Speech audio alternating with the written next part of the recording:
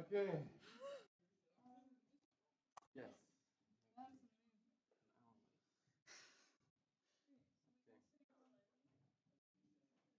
Хорошо. Nee, zeker. Ja, zeker.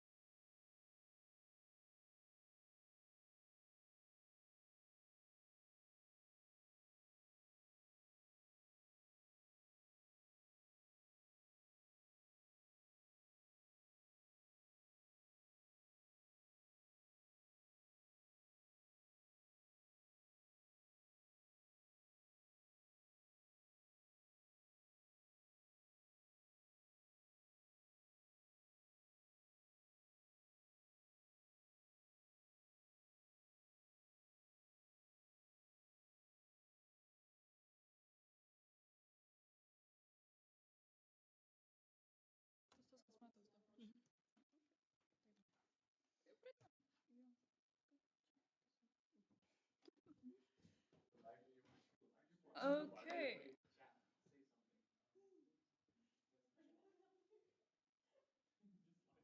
can we start, guys? All right, so please be quiet. The ones that are present. Yeah, so hello everyone. Today we're going to be starting ESN Vilnius University local platform number 7. It's 1 hour late, but we're still going as planned, just that agenda has been adjusted. And to open the platform, let's welcome ESN Vilnius University President Arturas to say a welcoming speech.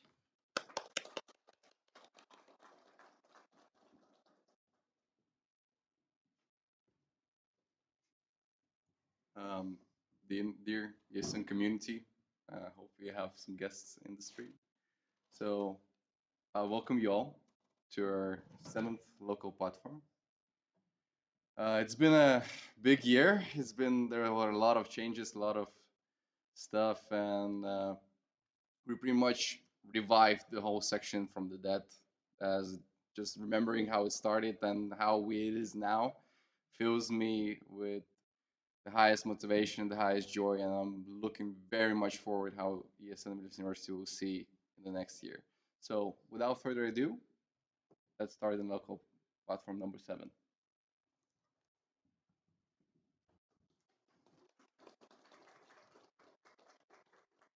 Okay, so now that we have a welcoming speech on our checklist done, let's move on to some business from the chairing team.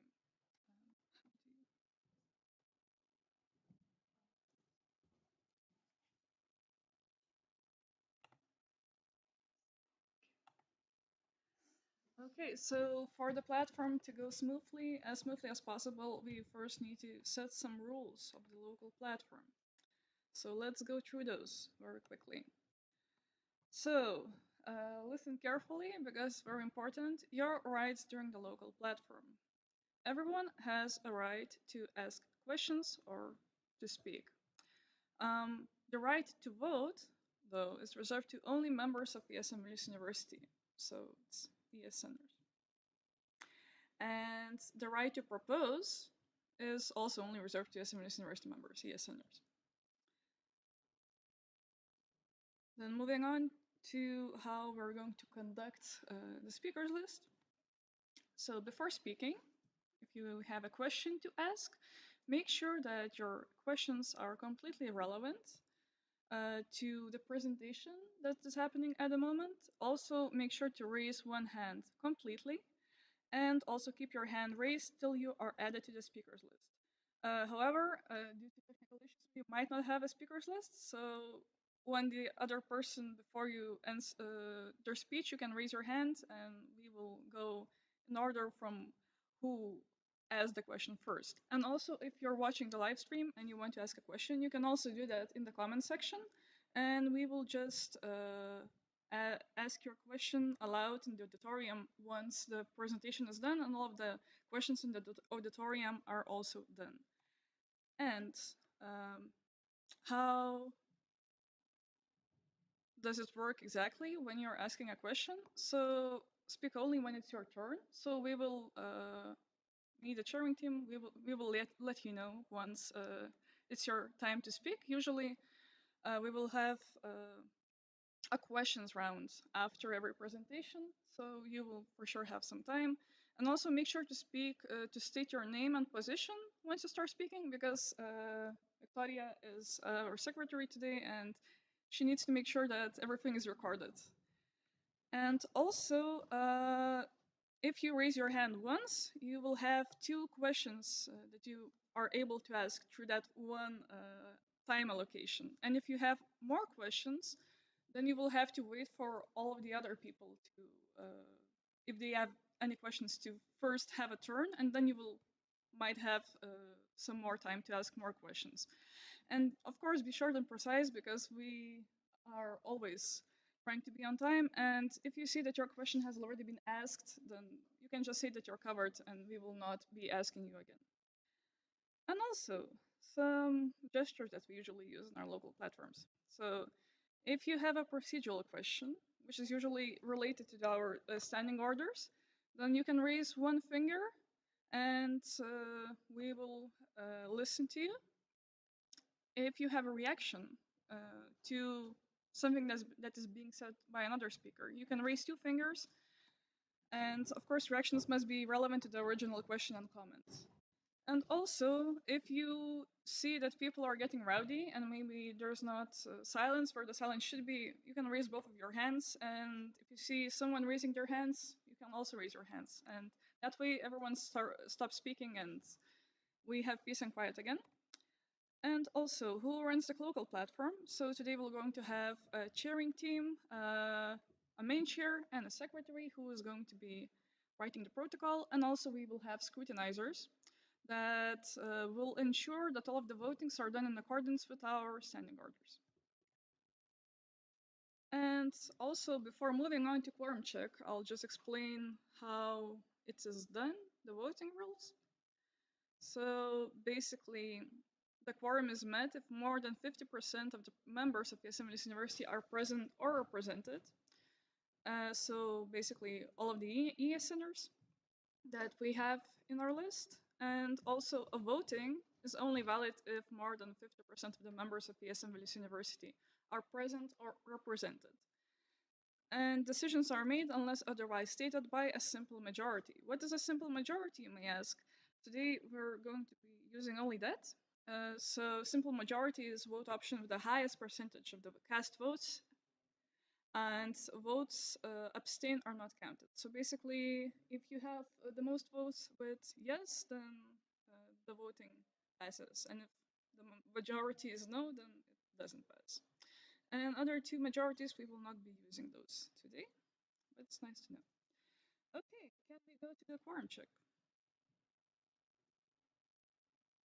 We can? Okay. So, to proceed with our platform, we of course need to check how many people of the ESN Vilnius University community are present. So this platform would be valid, and all of the votings would be valid as well. So the question that you're asked right now is: are you also going to attend the ESN Vilnius University 30th birthday in 2033? So there are three options: yes, no, and abstain. And Sorry, just technical thing. We have sent it to your emails, so check your emails, and the voting system is there to access through the link. yeah, so whatever you may vote, just make sure that you vote something, so we know that you are present and ready for the votings that matter a bit more. Yeah.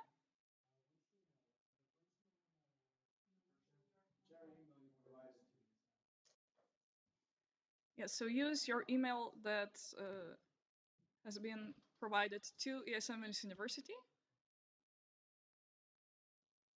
and we will be waiting for the IT people to conclude that the voting is done.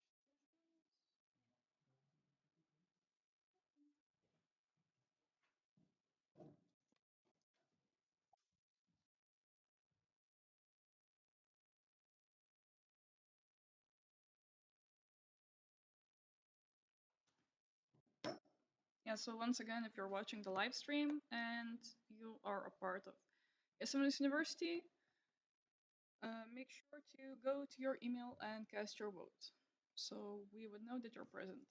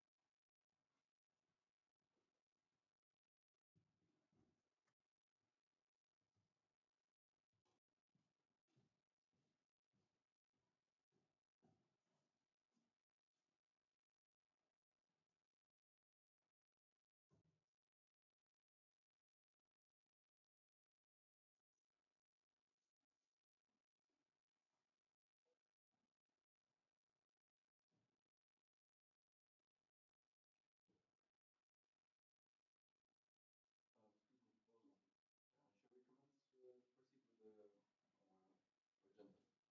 We will see throughout the we'll presenting the action plans and everything, so we can just like check if the course reached out.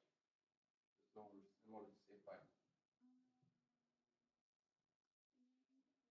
The issue is we have to know that we have the absolute majority to approve the chairing team and the scrutinizers on all of those.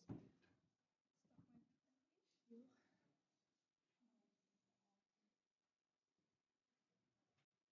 How many people do we have right now?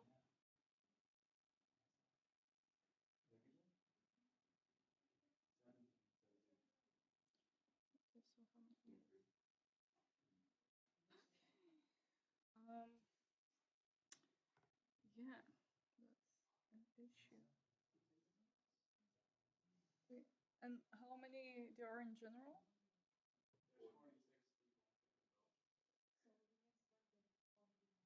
24 people. And we have 17.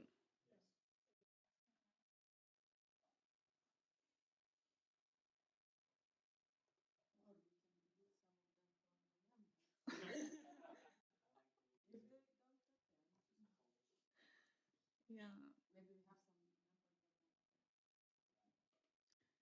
Has everyone here that has the voting right voted already?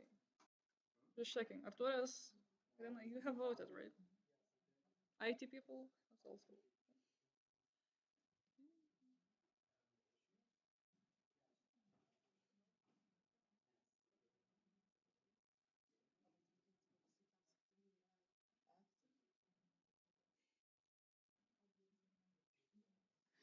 Mums reikia absolute majority. Mes negalime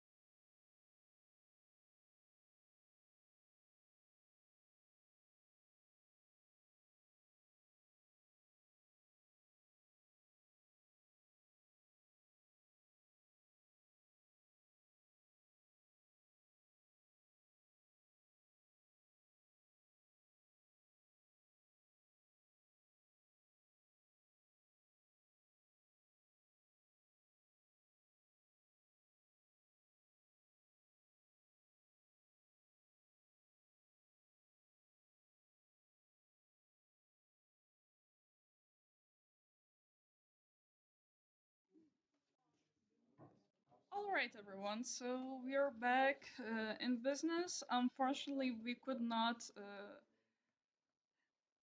collect as many votes as is needed for the quorum. Um, so instead of the local platform, we're closing the local platform, and we're going to have extraordinary local platform now, which lets us, which allows us to hold the platform with as many people as possible, uh, which with as many people as are present today. So this means that we will have another quorum check, and another quorum check. So everyone who has the voting right will have to vote again. So we could see how many people there are in general present. And we will base today's votings on their presence. Yeah. So everyone, once again, if you have the right to vote for ESN Vilnius University matters, please go to your email address, email inbox that was provided to ESN Vilnius University and cast your vote there.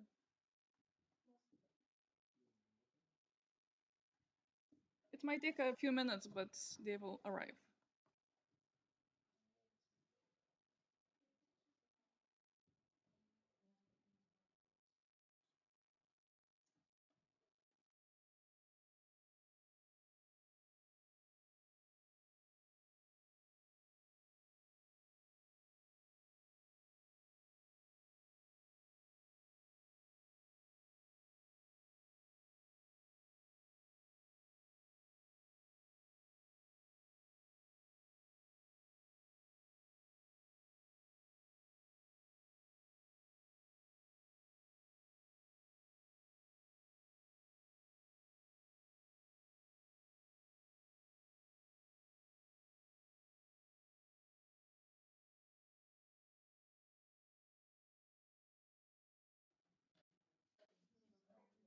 All right, three people. The voting has commenced again. Please access the links in via your email.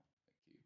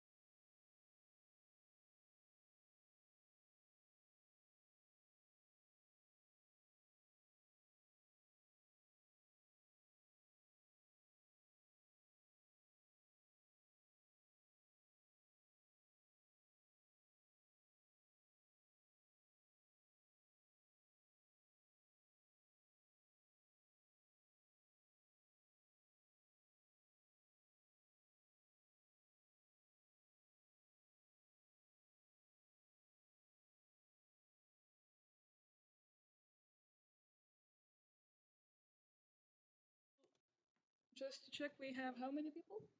19 voters and 18 have voted. And what are the voting results? 18 have 19.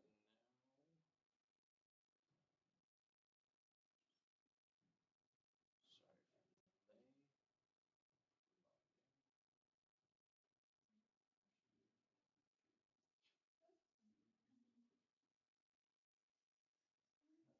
for the delay.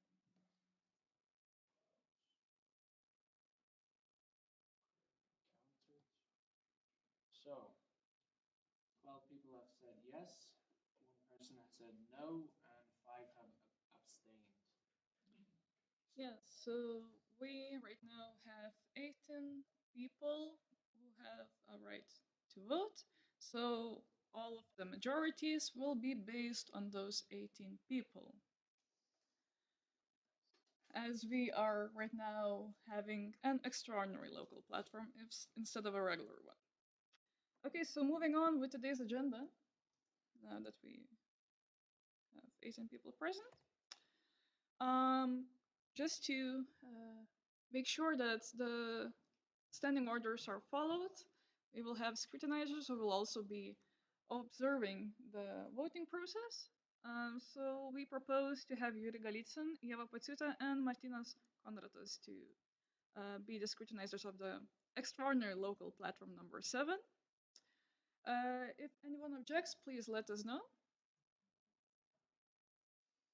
No objections in YouTube as well? Okay.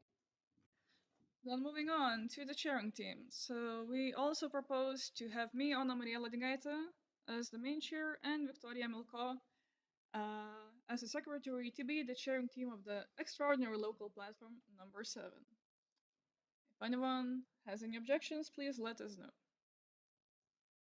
Okay, no objections. And to go ahead today with the agenda, does anyone have any objections with today's agenda? It's posted in the Facebook event of this extraordinary platform. No objections? Okay, let's move on with the agenda. So to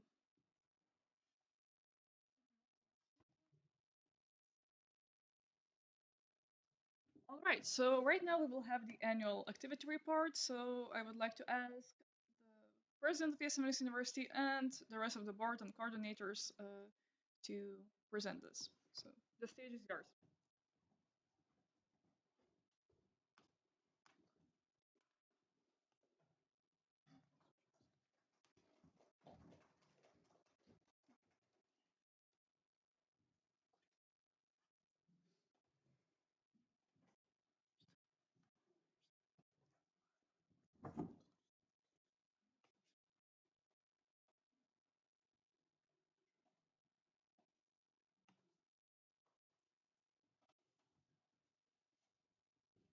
All right, dear people.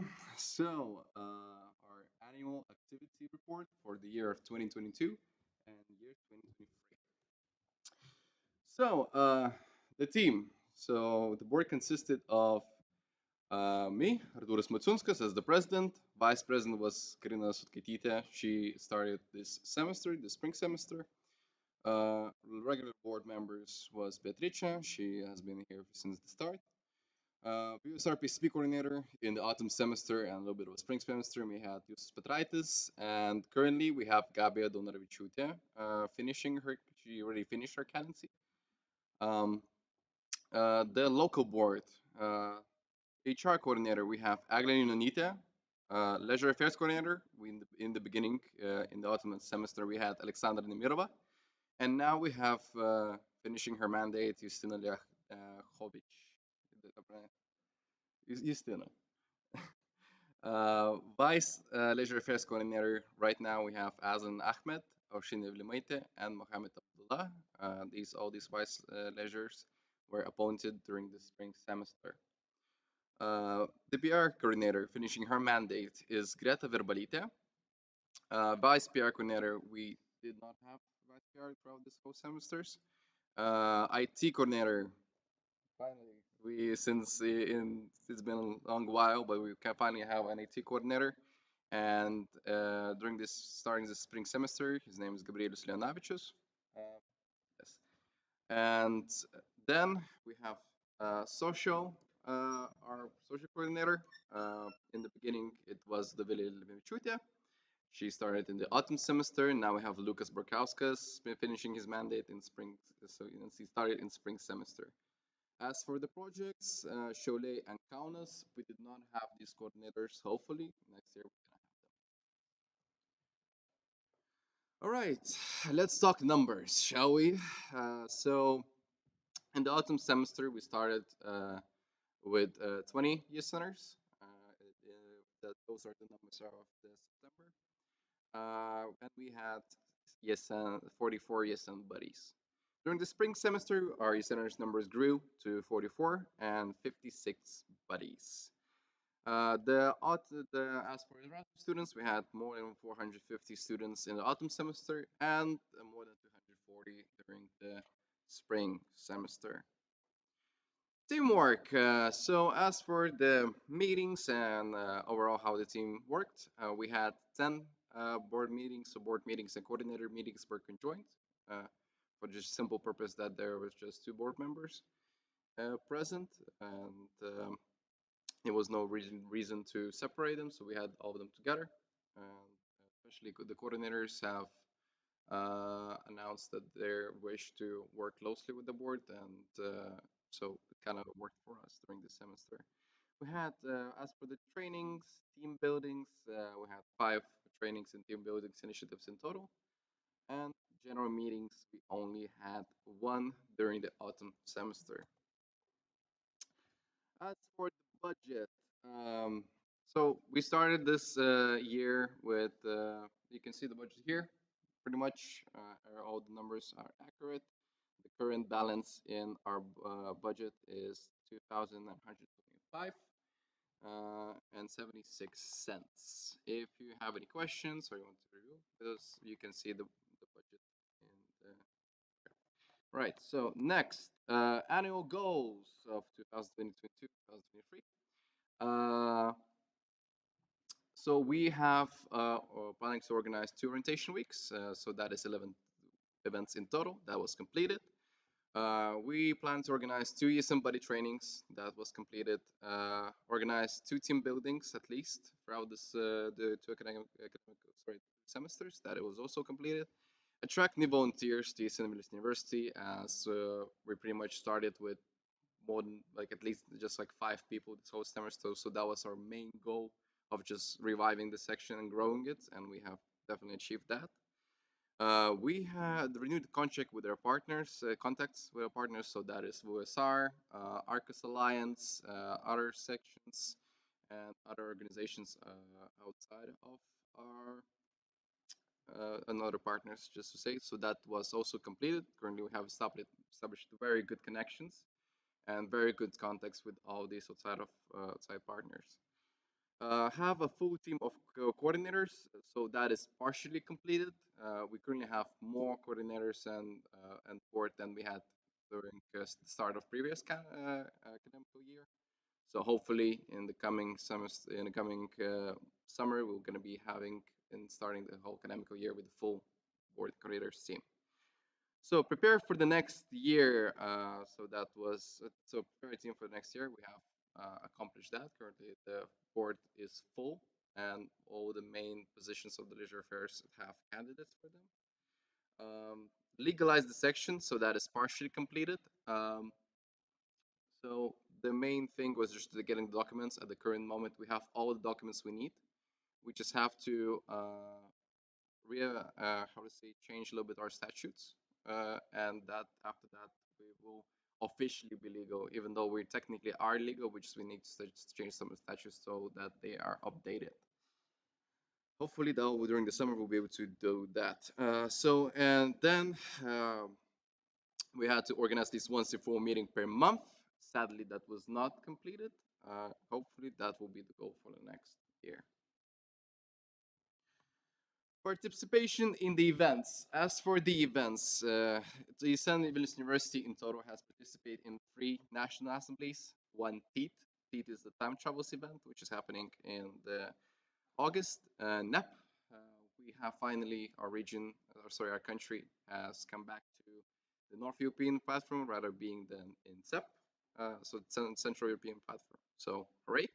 And next year we're gonna have NEP in our country, so that was really really nice. Then we also participated in EGM, and we have also participated in Liot Winter Forum. Participation events and trainings which are related to VUSR. So we participated in summer trainings in Dastra, Foursquare student camps, Unity, PCP trainings, and medical faculty day. Meetings, calls attended. So all in all, with Vilnius University, we have attended multiple meetings with VU International Students Dormitories Administration, meetings with IRO, ARCUS Alliance, and ESN call. Regarding this in Lithuania, we have participated in Lithuania's president's calls on a monthly basis and treasurer's calls. As for VUSR, we have participated in VUSR PCP meetings, meetings with PCP coordinator, and a few meetings with VUSR president. Orientation weeks. You can see all the events that were happening during the first orientation week, which was happening since in autumn. The main reason why we only have 5 events this time instead of 7, which is usually happening, mainly due to the calendar days. So it kind of started to be really short. So we had to shorten the rotation week due to the calendar days. Orientation week for the spring semester. We have more events as you can see, and it went really well, very splendidly. Right. So updates. What we have updated during the scanning season. So we have updated the student body guide twice. Created new BNC hoodie design. So all of our boarding coordinators now will be very beautiful and very nice when of this attending various events. We have created new coordinator position, which is treasurer, which currently has one applicant for it. So they're really looking forward to that. ESN Vilnius University Facebook and Instagram accounts were constantly updated with new posts and line events with amazing PR team. Thank you very much to the head coordinator. We have updated our ESN Galaxy page and also finally updated ESN activities page with all the various events we have organized. Then we have started implicating new invoice submission system. It's currently in testing, but will be fully used next academical year. We have made some major legalization progress. So much so that we hopefully are expecting legalization to be done at the end of the summer. And of course, first time in 10 years, ESN Vilnius University will be hosting National Assembly.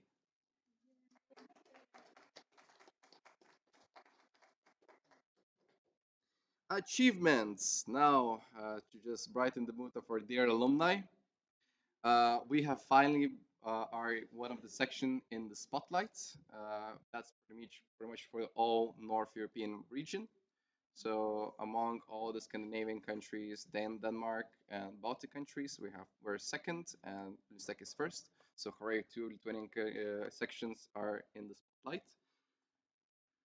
And achievements, yes, of course, best section of the year award. We have,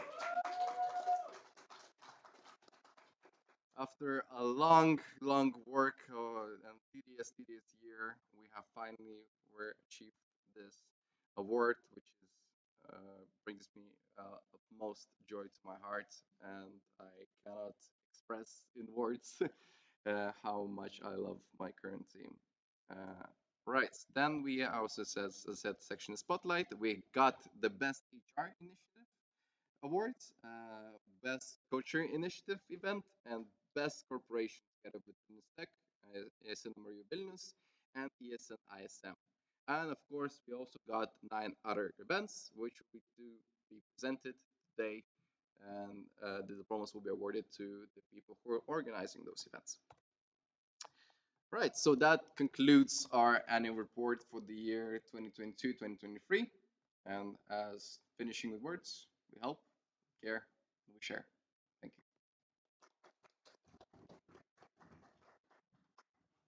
Okay, so now we should have member appreciation time. So it's going to be presented by the Vice President of ESN.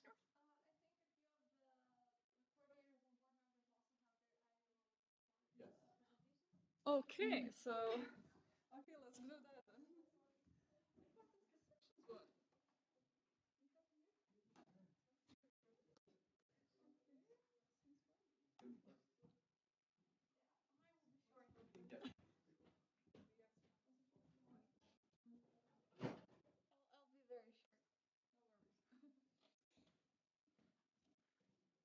Okay, so hello, I'm the current vice president for a while. I'll be reporting for pretty much a month since I started on April 20th due to some delays in the voting. So a few main things I was able to achieve in this month. So first of all, as Arturas mentioned, we are organizing the next National Assembly. I will be the head of C. And as someone who has already organized national assemblies, it was very easy to take initiative and fill all the documents and just figure out some details in the team. Then I worked on the Go Public nominations and what we submitted. And I guess we did a good job because we won a lot of them as well. And working on today the local platform and the birthday that will follow later on. So I was only in one physical board coordinating meeting and one NA as a chairing team, but I still attended the team. I was part of the discussions, and I hope you'll give me more time next year. That's it.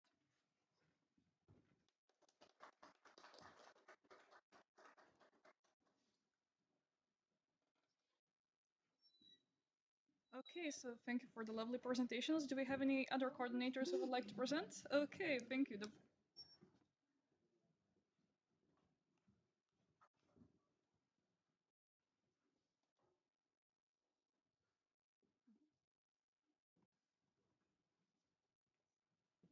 Hey, my name is Justina and I'm current Leisure Affairs Coordinator, and today I want to present my report from August as well. I'm going to present for the previous Leisure Affairs Coordinator.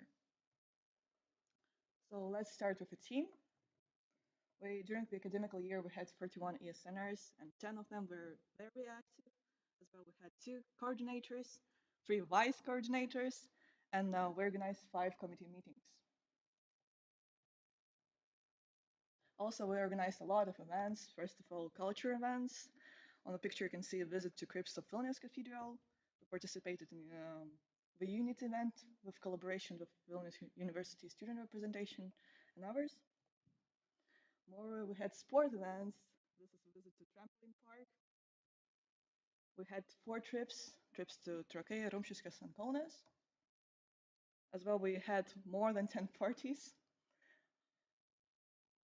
Also, we had other events such as Power Up, Pop Quiz, Wolf Hunt, Mystery Ascender, Orientation Game, the pictures from that event, as well City Games, Easter Egg Hunt, and Kaunas Farewell Race with ESN LSMU.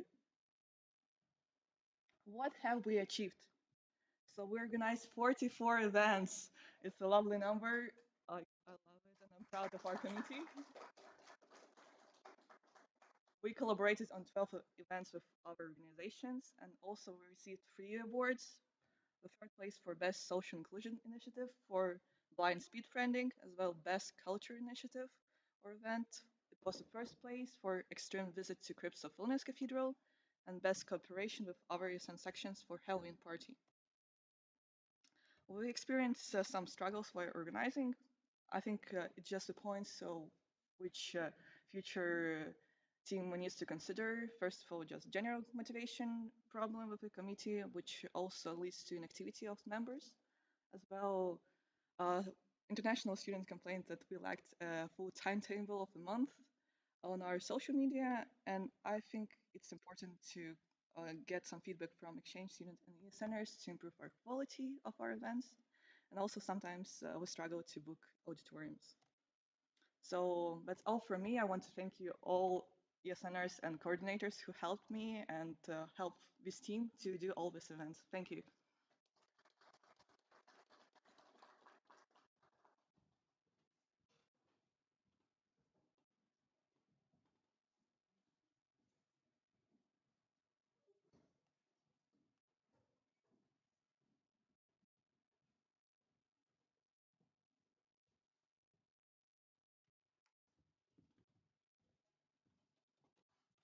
All right, so here's the annual report of the Social Erasmus Committee, and as a coordinator, I will present what we did this year, and I will also present what the previous Social Erasmus coordinator did. So it's from the 1st of September to the 1st of June.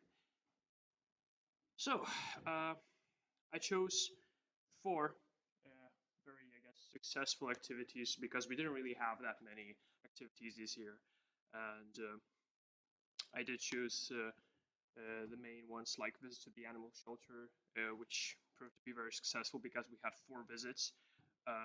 We had the education about Souls Day, and then we had the eco-friendly hike, which was a new thing, and it proved to be very successful for the social impact days, and including that the blood donation as well. So here are a few moments from the animal shelter visits, of course, just a few pictures.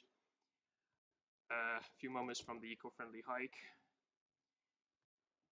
Yeah, so as you can see, we collected trash during the trail, and we really had a lot of fun. Right, so now let's move on to Erasmus School. So we had 2 visits, and the first one was to Vilnius School, and in there were 2 Indians who presented their own country, customs and traditions, traditional clothing, and of course their own university. So here are a few pictures.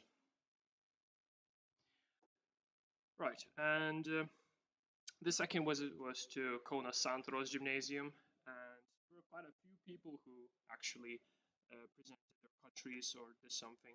So it was a Japanese person who taught origami, an Irishman ran a Kahoot quiz containing questions about the most important facts about Ireland, an Uzbek and Brazilian presented their own countries, a Ukrainian sent a greeting video, and of course an Indian sent a greeting video and even sang a traditional song. Here are a few moments. Right, so the main achievements in our committee was that we managed to finally hold a committee meeting face to face. Yeah, that was great. We kind of did revive the Social Erasmus Committee in ESN Vilnius University section because more events were organized, especially we pumped out a lot of events during the Social Impact Days, which proved to be very successful, how I mentioned. Coordinated and organized events and activities for the Social Impact Days, how I said. And of course, we successfully improved and ran the Erasmus Schools program, which was in one of the annual plans of the previous coordinator, which is great. Of course, we did have a lot of struggles, well, 3 of them. Mostly it was the inactivity in committee, even though we did have about 40 people, only like 10 people actively participated, and most of them were actually coordinators. We did have quite a lack of motivation for creating events, which was unfortunate. And as I said, lack of participation in events and activities was also a big thing. And thank you for your attention.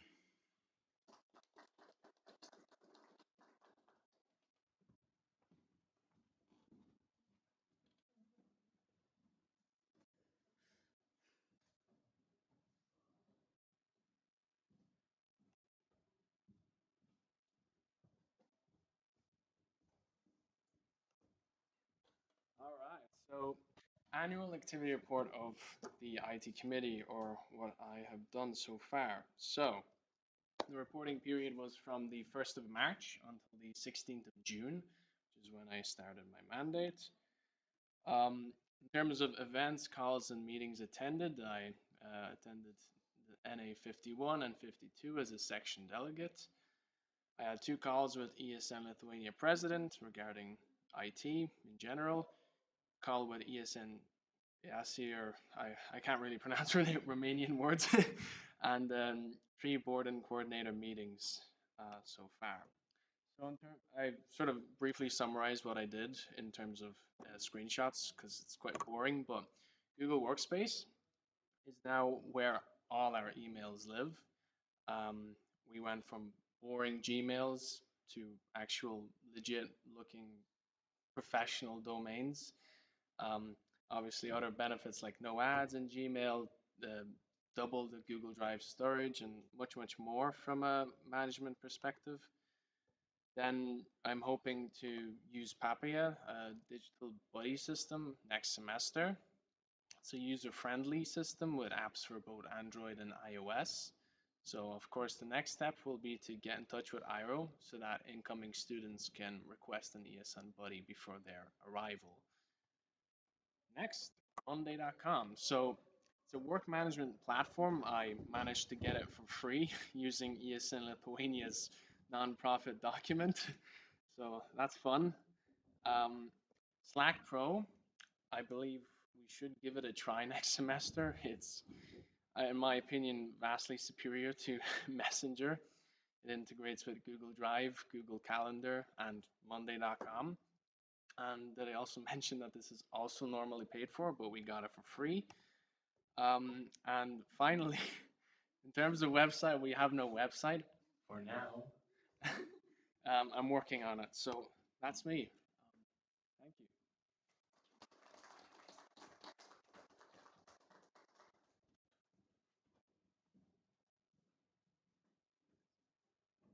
Do we have any other coordinators that would like to present anything? Okay.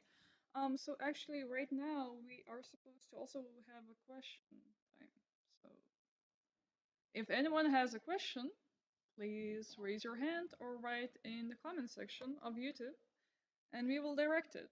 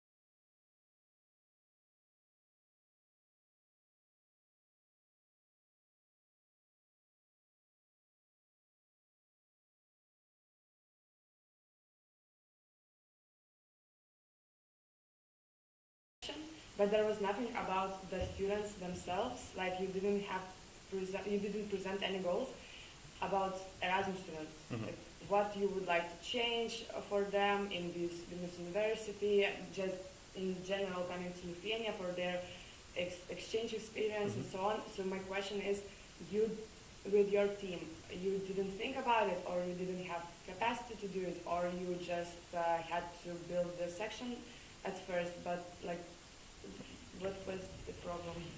Um, yes, thank you very much for the question. So regarding the involvement of Erasmus students in the goals, those goals were kind of non-verbal. We always, on the section, we worked together to have as much events as possible to raise the quality of the events.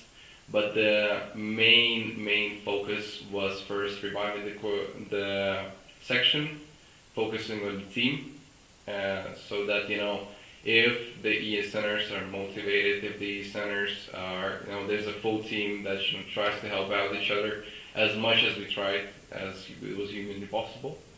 Then if you have happy ESNers, happy Erasmus students. So that was pretty much how we tackled that. Does that answer your question? We will talk about it. All right, sure, no worries. Can I ask the second? Yeah. Of course. My second question then, again, Victoria only. So you say that if there is a strong section, happy Erasmus students, that's true, but we see that you have in your section a lot of ESNers and ESN buddies, and like in in spring semester, like the number went up. But my question is that you showed us that there were not so many coordinators. So maybe you can explain where is the main struggle with that? Why people are staying only like members, and then a lot of coordinators felt that they're like inactive, quite inactive. So maybe you see some patterns, what we can change or what we can do about it. Yes, that's one of the main focuses actually. I wrote in my application for the president. That's one of the main focuses we're going to have during the next academic year. Is even though like this year we've kind of focused more on the quantity over quality.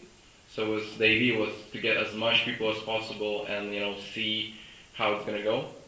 Because we faced a lot of burnout, a lot of coordinator changes. When the coordinator changes, the new coordinator has to bond with the team, has to learn who are those people. So that's kind of like sometimes scares the newcomers and the current members, and sometimes it can be demotivating.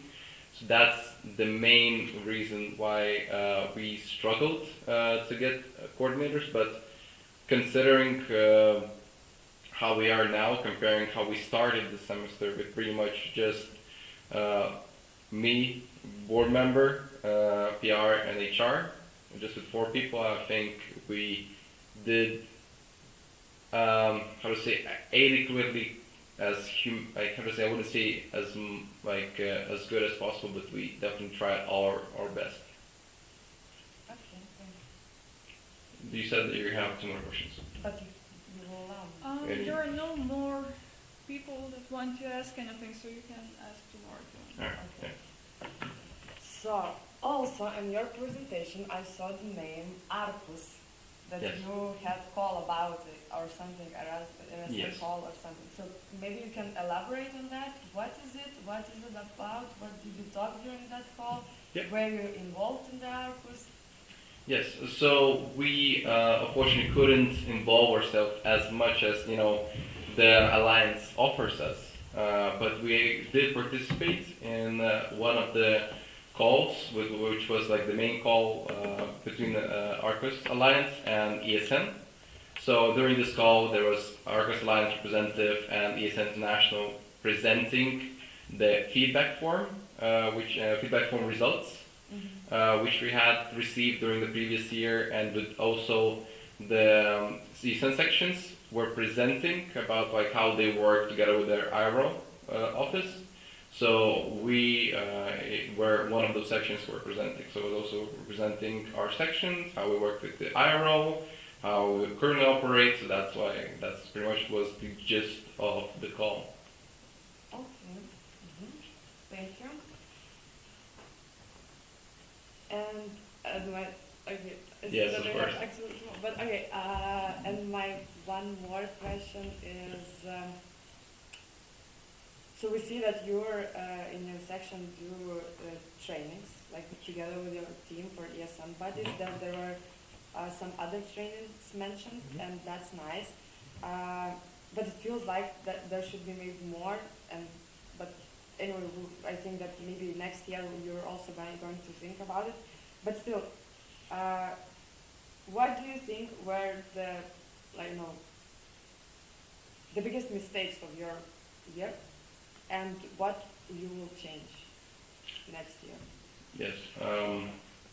So the biggest mistakes, I would say, definitely there was a huge amount of not active students, sorry, not active Erasmus students, and that was mainly just with us not really focusing too much on the quality. So we should definitely organize more trainings, more workshops. Definitely focus on building the community so that all the newcomers understand what is ESN, so they feel the sense of that they belong to the section and they start bonding between each other. Even I would say definitely even now in the current board coordinator team, a lot of coordinators and just were starting to learn leadership and they struggle still in working with the team. Some do it better, some do it worse, but overall that is one of the main focuses that should be during the workshops, just developing the team, bonding each other to not just the board coordinator team, but each committee team with them, and just focus on how we can onboard newbies. How can we engage them? How can we just have fun together? So that's pretty much that I would say like the biggest mistake, which was done with just not with failing to build a strong community. Okay, thank you. Do you have any more questions? Maybe in YouTube chat. I'm very happy to answer them. As I can see, there are no more questions, and we're kind of short on time, so maybe let's continue with the agenda. So thank you everyone for presenting. And now, hopefully, finally, we can have the member appreciation time that is a part. Yeah, you all current coordinators and team, please. So welcome to the stage, current team.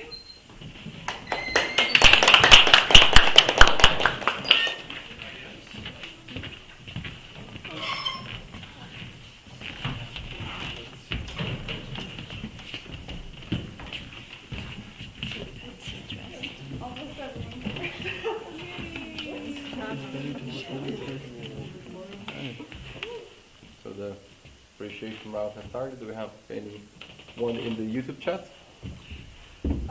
Yeah, just friendly reminder that they're seeing your back, so maybe just first in the middle. Or maybe just go to the side. Maybe we can go there. Yeah, the video.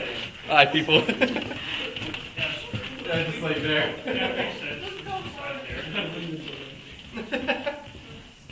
Right. So I will start then first. Throughout this semester, I would say it's now. Alright, so gonna be just a little bit off the camera. So throughout this semester, all of you have worked very, very hard, and as a sport, we constantly watched it, and that's why we want to kind of congratulate you on finishing this really, really difficult and taxing year. So we prepared some certificates, and of course we also prepared all of you will receive €10 Volt tickets into your email. Just a little bit of a on the top. So I would first like to invite Katrina Borgoskite. Congratulations. Then Lucas Barkauskas. Next is Gabrielis Leonavičius. Then, sadly we don't have her present here, but Aglin Unite. Then Justina, please.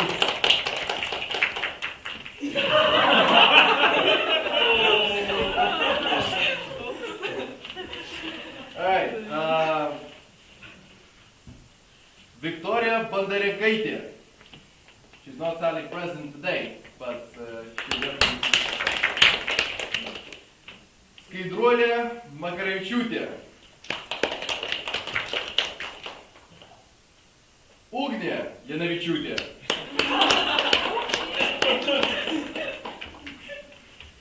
Evelina Juciūtė.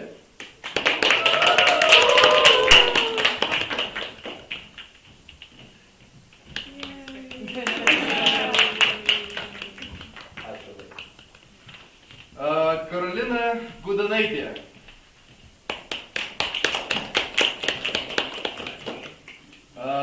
Gabrielė Tijūnaitė.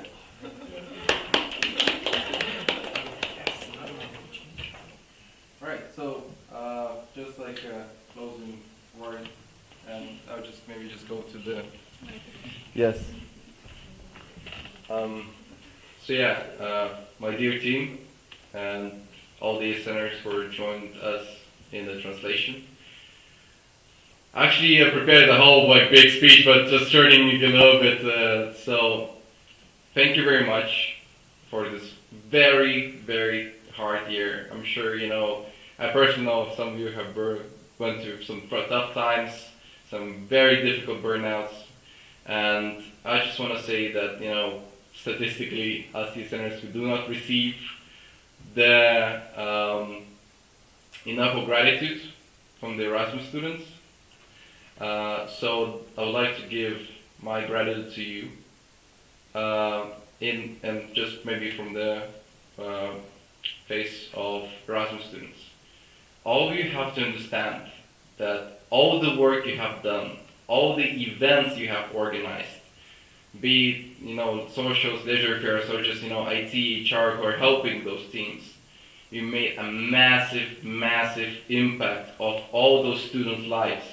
Because Erasmus is one of those things that people remember for the rest of their lives.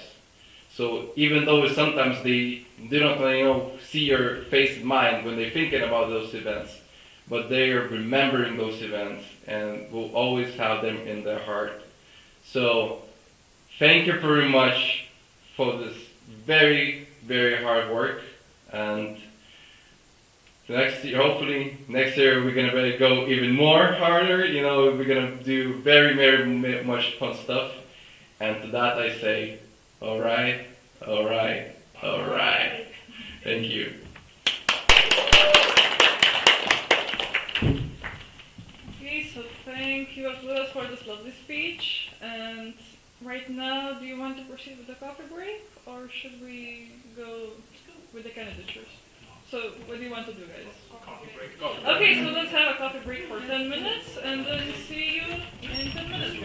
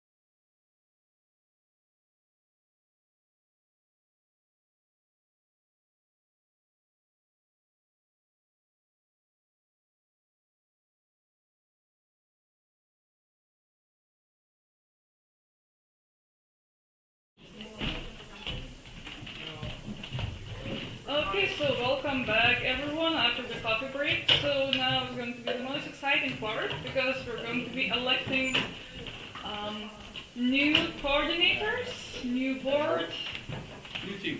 and everyone new. Yeah. Well, not everyone new, but for sure we're going to be elected those. So is everyone ready to start? Okay, lovely.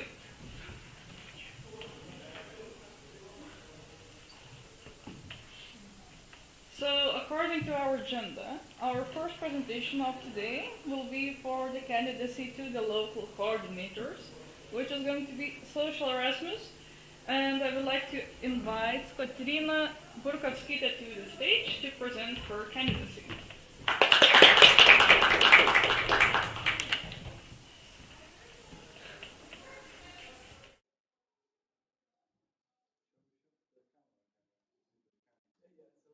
No, no, no. It doesn't show the. It only shows the slideshows. It doesn't show camera itself. Well, we will switch the camera when there's gonna be a question section.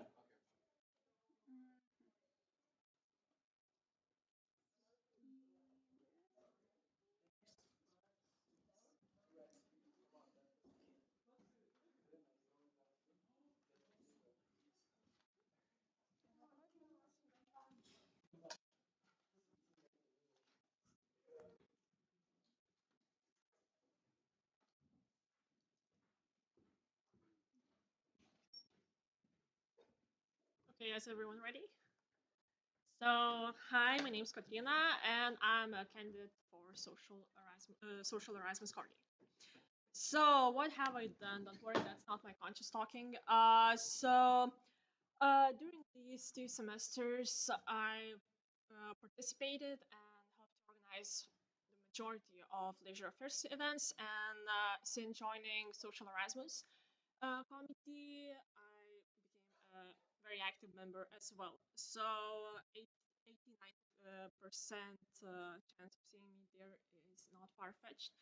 And upon becoming a vice coordinator of social Erasmus and a coordinator of Erasmus in schools, I organized 2 visits to schools with 5 students and 3 online presentations, so that's 8 students in total. And I managed to secure cooperation with both of these schools. And I attended NA 52 last weekend as a section delegate. So why do I want to become a coordinator? Um, since becoming a vice coordinator and a coordinator of Erasmus in schools, I realized that it's not that hard and it's not that scary to be a coordinator. So I want to get out of my comfort zone and push my limits even more and become a coordinator of social Erasmus. And why social Erasmus, to be exact? Because, as I said, I've spent 2 years in leisure affairs and only 3.5 months in social Erasmus. So that's kind of like a traitor. Like, I'm a traitor and choosing social Erasmus. But with leisure affairs, we focus more on international students. And with social Erasmus, we include not only them, but locals as well. And social Erasmus events not only like directly and indirectly actually affect locals as well. And that can create a sense of purpose for international students when they arrive in a new country because they help locals. And karma points for sure, because who doesn't like karma points? And my plans, if I get elected, is to fully rebuild the social Erasmus committee. Lucas did a majestic job at doing that, and I'm planning to continue doing that. I plan to organize more events and try to keep members motivated and active throughout the whole academic year by creating a friendly and strong community and showing that in social Erasmus, you're not only giving, but you're having fun while doing it. And as well plan to revive the Erasmus in Schools project. As I said, I organized 2 school visits, but I want to get in contact with more schools, organize more visits, and show international students not only Vilnius University, but local Lithuanian schools as well. Increase cooperation with other ESN Vilnius University committees, because I believe that teamwork can lead to smoother, easier, and faster event planning. So that can save us a lot of time. And collaborate with our ESN Lithuania sections, because if leisure affairs can do that, create joint events, so why can't social Erasmus do that? Because by organizing bigger events, we would be able to reach and make a positive impact to more people. So thank you. And any questions? So thank you for presenting your presentation. And now we have some minutes for questions. So if you have a question, please raise your hand. And also you are free to ask questions using our YouTube stream. Yeah. So moving on, I see Evelina has a question, so let's start with Evelina. Evelina, ESNer. I have quite a lot of questions, but I will choose only a couple. Yeah, if you have more, we will see how it goes, and maybe you will be able to ask more later on. Yeah. So you're applying for social Erasmus coordinator position. Do you have any ideas like for the future events that could work? Because social Erasmus usually has a problem exactly with the working part and attracting students. So do you already have ideas like what would be nice apart from those that we organize like this semester? Apart from those, actually, I knew that this event were already organized before, but not we didn't organize it. I really like the sign language courses, but I want to not only like make one lesson. I know that one student proposed me that will actually do a course like almost like every month, and maybe go to learn sign language. That's one lesson is not enough. So that's one of them. We have good question actually. I've seen a few other like events that other ESN in Europe organized. So I believe it would be hard for me like now to say what kind of events I would like to organize, but I know that I want to look at them and like learn and to see what other ESN sections have organized, and like learn from maybe their mistakes and just. And what do you think should the target groups be? Because social Erasmus, like you said, is about inclusion. So what groups do you think are now more excluded in our section? I mean, that we don't pay so much attention.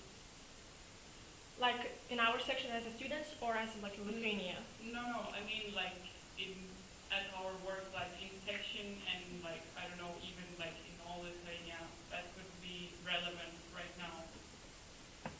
If we're talking about the whole Lithuania, I believe seniors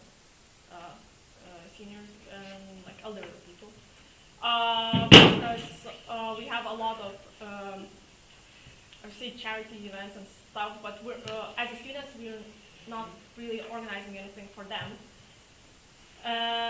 So I believe that it would be one of the main things. I would like to do something with elderly people and with little children as well.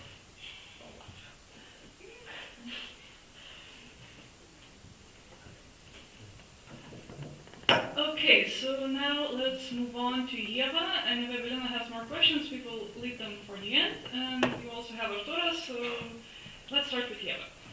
So, Yeva is an alumni, so I have a question. So, in your mind, in your opinion, like you wrote fully revive, like, so what does it mean for you fully? Like the word fully, what does it mean? Like, what should have been done? So you would say, like, okay, this initiative is fully revived.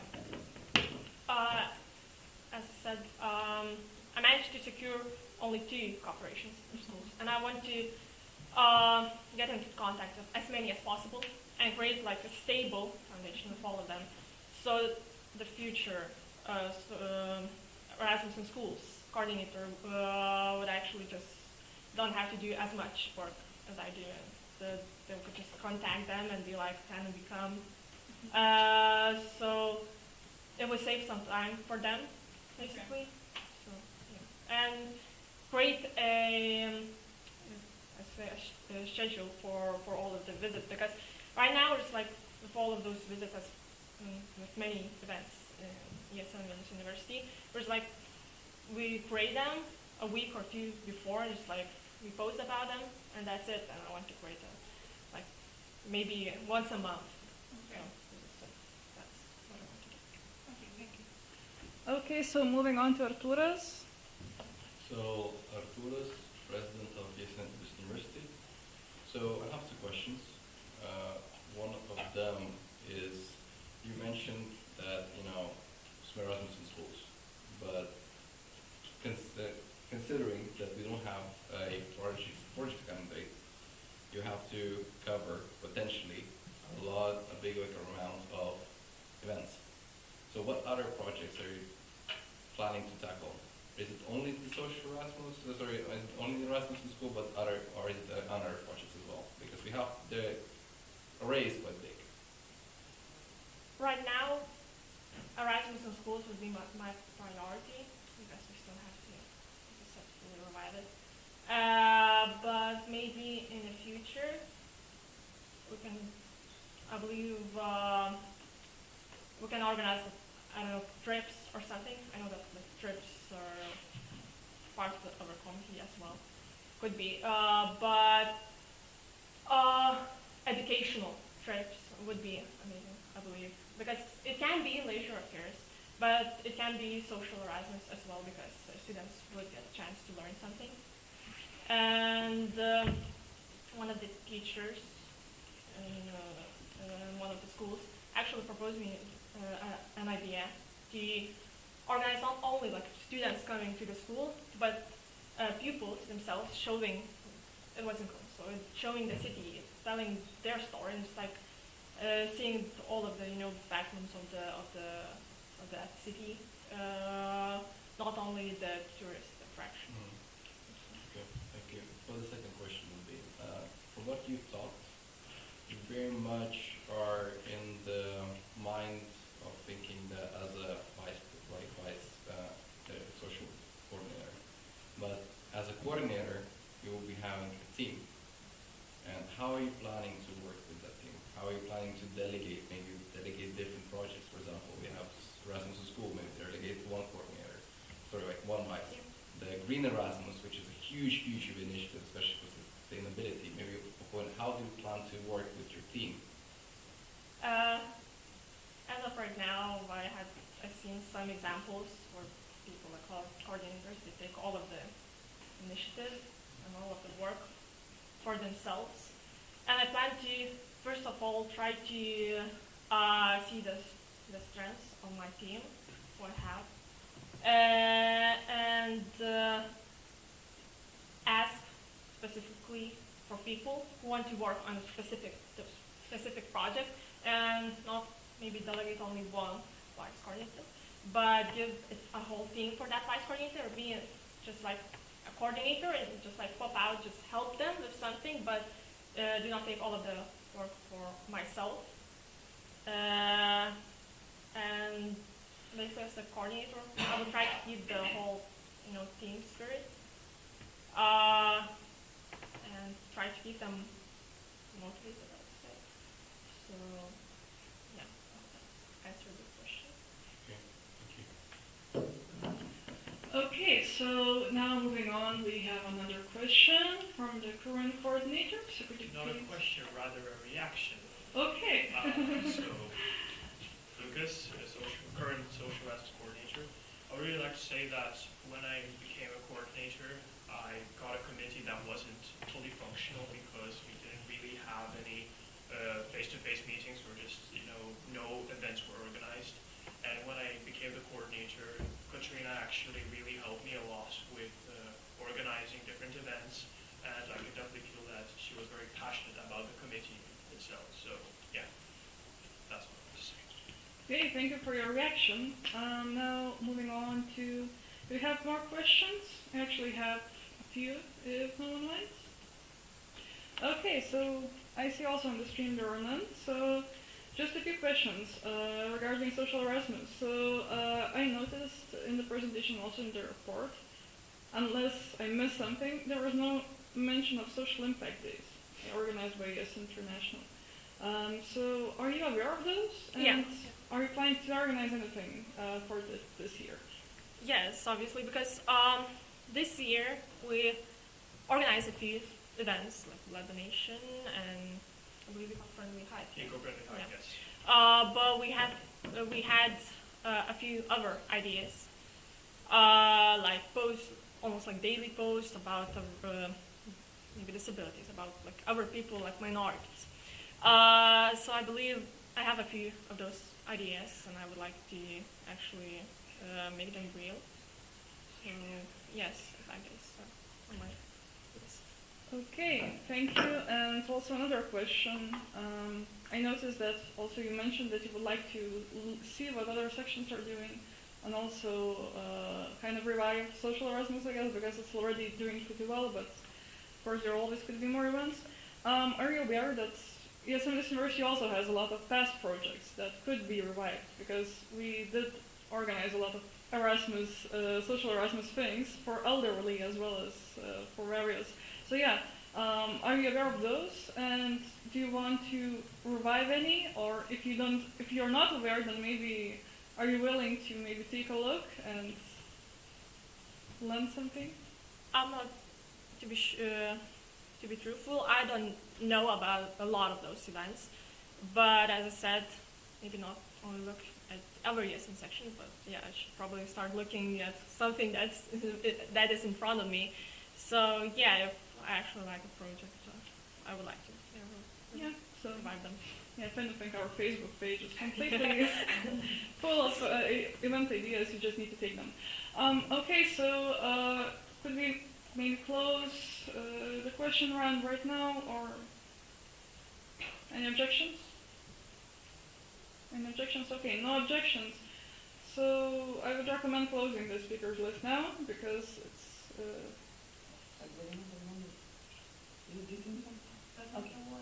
Okay. Yeah, I mean, I would love to spend more time, but it's kind of. Yeah, so let's move on. Thank you for a lovely presentation. Let's move on to another candidate. Which one is?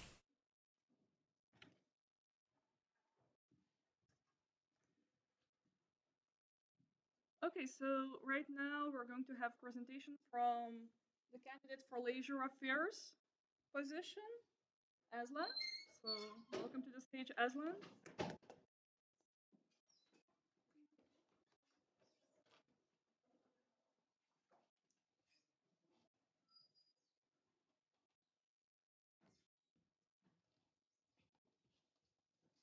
Alright.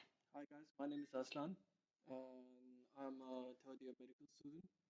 Hopefully finish it peacefully. And I'm here to apply for leisure affairs coordinator. So you can start. So yeah, so I have been part of ESN for over a year now, and if I think most of you, I'm like a very familiar face. I'm like in more than you can say 90% of the events. So let's continue. All right. So, why do I want to become a coordinator? So, it's mostly uh, I'm before joining ESN, before the events, I was friends with a lot of Erasmus students, and like all I was friend, I'm still friends in all the groups, Spanish, Italian, French, doesn't matter. I'm in that group. So yeah, and they recently had complaints and they were like, ESN doesn't do this, ESN doesn't do that. They should throw this party, they should do this event. And I was like, well, let me see what it's all about. So I joined ESN, and that's how I basically, then, like you can say, I became a vice coordinator. I started doing trips. I loved it. I still absolutely love it. And and we still have had a great team. And also, I just want to create experiences that make the Erasmus student go back to their country and be like, what is our section doing? Like, I want to go back to ESN Lithuania. So yeah, we literally had this.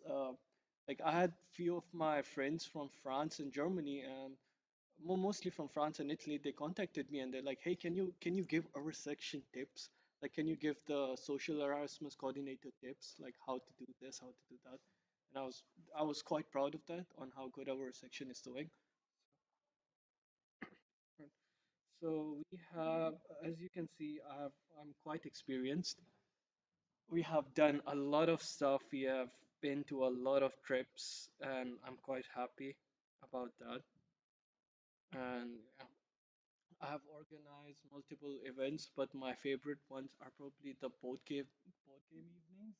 I just love doing that, and then also the karaoke's are fun, of course, and also mostly the trips. And I've been trying to expand the trips. We have been to Trakai, Rumšiskas, and this semester I did the first ever Kaunas trip, which was an absolute blast. And yeah, and I won't go into details. I don't think people want me to go into specifics, but yeah. And yeah, I'm planning to expand that other cities.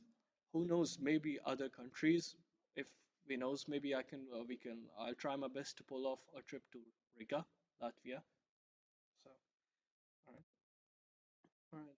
Yeah, so my main goal is to coordinate with the local and national board because, of course, we have to be in really close contact and then build the effective leisure affairs team. We have a lot of people. We have over 20 people in the team, but it's less than 10 people who actually show up and do the work. And I can name them, I can put them on my finger. So it's like we need an effective team, and I will try my best to build it and actively collect feedback throughout the year. So it's not like at the start or at the end, we're gonna collect feedback. No, we're gonna do it all throughout the year. And the biggest thing is have a successful culture evening. Finally, that's yeah, that's the main goal. Let's say. Okay, so it's just,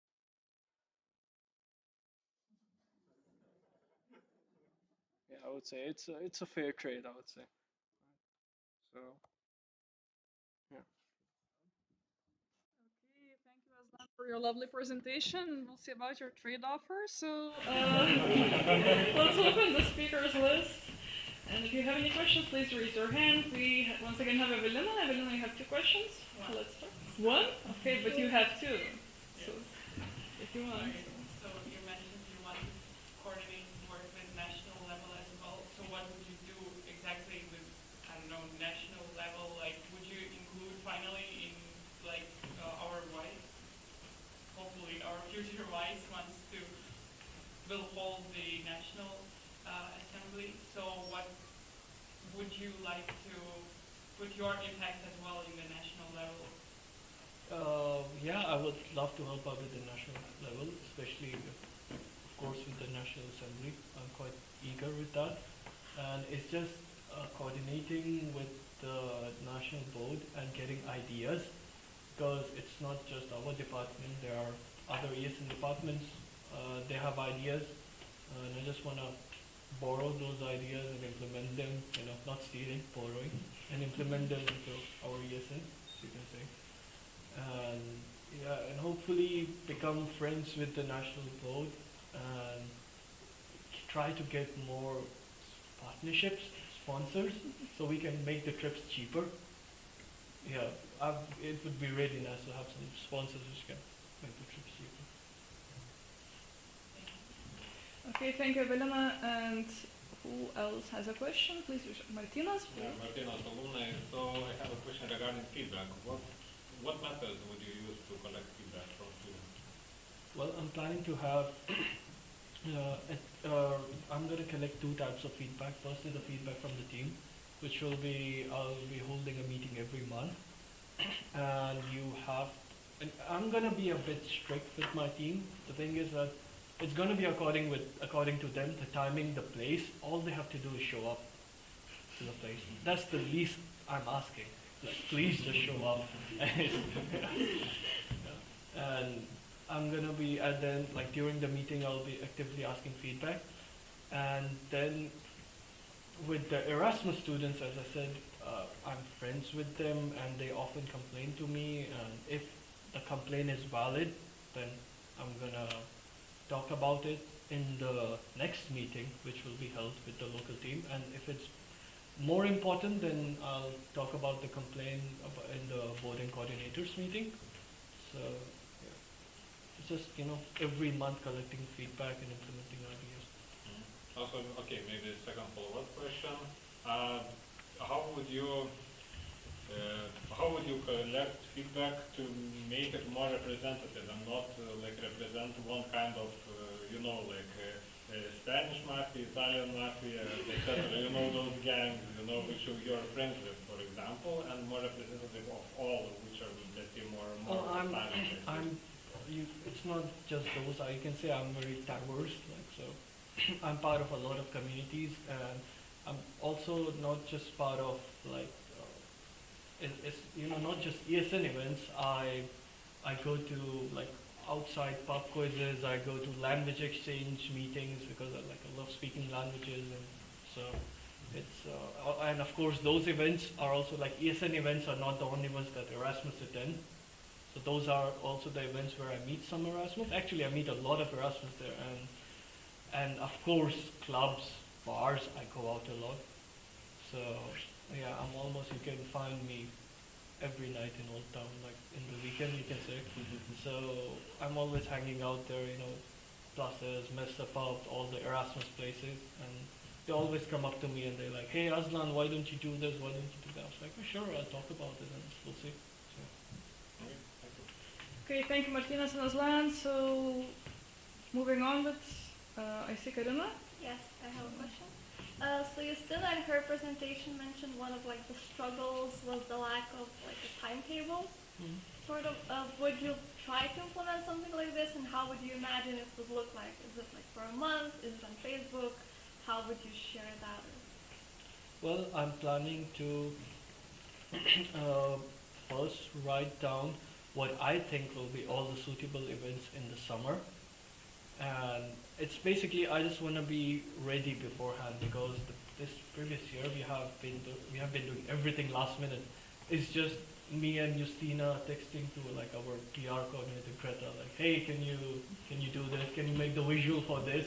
Like last night. So yeah, and I'm planning to help out the coordinator a bit by creating the visual myself and just sending it to like the coordinator and telling them to just post it. And regarding the timetable, I'll have, as I said, a meeting once a month. And during the month, we will discuss all the events, all the dates scheduled, and I will organize it in a proper format, and then we'll post it on Instagram or Facebook. Along with the if social Erasmus and all the other committees collaborate, we can make a proper timetable that we can post at least 2 weeks in advance for all the students to know, because this is a big thing that a lot of students are missing events because they don't know or they have things scheduled. So if there's an event on Saturday and we are posting on Thursday or Friday, they already have stuff scheduled for Saturday, so they miss it. Okay, thank you, Karina. Arturas. Alright, so Arturas, ESN Vilnius University President. So I have 2 questions. So first one is same as I asked Karina. As you know, right now it's one of the big challenges. How are you planning to manage your team? How are you planning to delegate the responsibilities? How are you planning to onboard newbies, especially, into the workload? So first, I will try to expand my team, but right now I can work with the people that we have in leisure affairs. They're perfectly fine. They're working fine. And I'm also in other organizations, and I might like steal some members from others. Massive recruitment. I have already recruited one member from LIMSA and one from LUSA. So I'm like expanding. So that wasn't really the question I asked. Yeah, I'm not asking about new members, you know, that are to get new members to join, but actually manage the members you have. okay. Are you planning to delegate, for example, organizing one another event? Are Yeah, you planning so to delegate responsibilities or in the whole, yeah, or distribute the whole role? I'm planning to divide like all the events into categories, and then giving people responsibility of those categories if I feel like they might they can do it, and if they accept, then because it's everyone is, I believe that everyone is great at something. So I just wanna make full use of that potential. So someone might not be a party animal, so he might not be good at organizing karaoke nights and stuff like that, but he may be amazing at holding board game evenings. So it's like everyone has their own thing that they prefer. So I'll try to find that thing, and hopefully I'll get people to be leaders of those subcategories. Very good, thank you. And my second question would be, we saw the annual report. A lot of committees are struggling with motivation, and just like overall, just the feeling of a team. Are you planning to motivate your members? I mean, maybe how many informal meetings are you planning to organize within your committee? Is that in your goals? Yeah, basically it's right now like the leisure affairs team. We have like formal meeting. I would say like once a month, but informally, I don't know. Like we see each other, I don't know, once a week, and we're always hanging out because what I believe is you don't have to be members first. You have to be friends, and if you're friends, then you understand. You hang out more, and when you're hanging out more, you discuss more, and yeah. So basically, more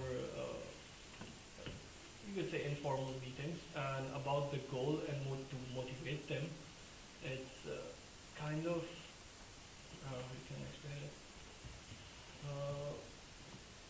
Is this? I'm just gonna use a bit of psychology, so I don't like to say it, but it's just to make them think that they're on something. Just gaslight them. Do you want a successful committee? Alright, so okay, thank you. Okay, we will have to cut out that part, that last part.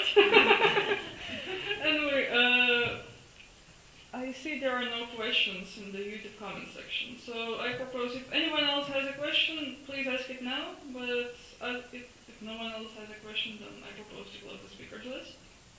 Okay, we will be closing the speakers list and moving on to another presentation. Thank you, Aslan, for your wonderful presentation. Yeah, and now we will have the candidacy for the treasurer's position, and I'm inviting Ugna to the stage to present. So okay, I will not have a presentation because it's not normal for me when I like candidate for a position and have like a slides or something. So hi, my name is Ugna. I'm currently in second year of computer science studies in bachelor degree. So right now, what I'm doing in ESN Vilnius University, I'm vice coordinator of IT. So I was also a ESN buddy and ESNer in the HR committees and leisure affairs. So not only I worked this year, I not only worked in ESN but also in Warsaw. So currently I finished my term as administrator in my faculty.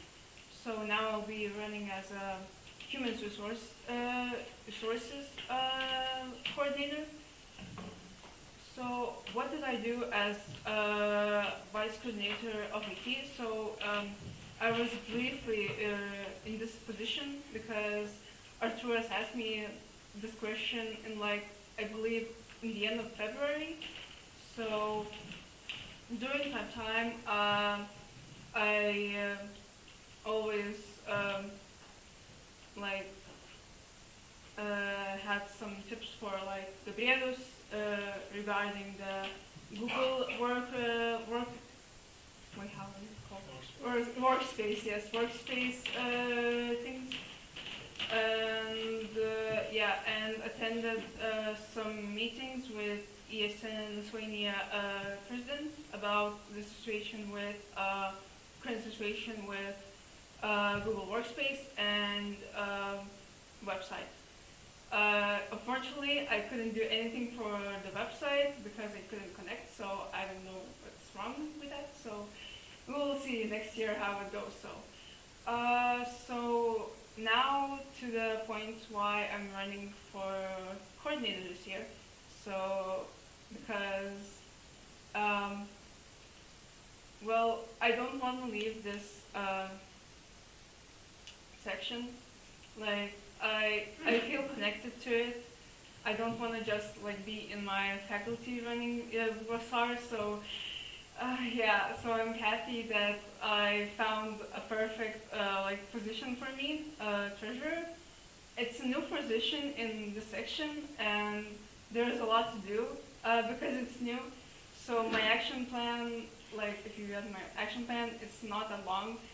Basically, the first thing that needs to be done is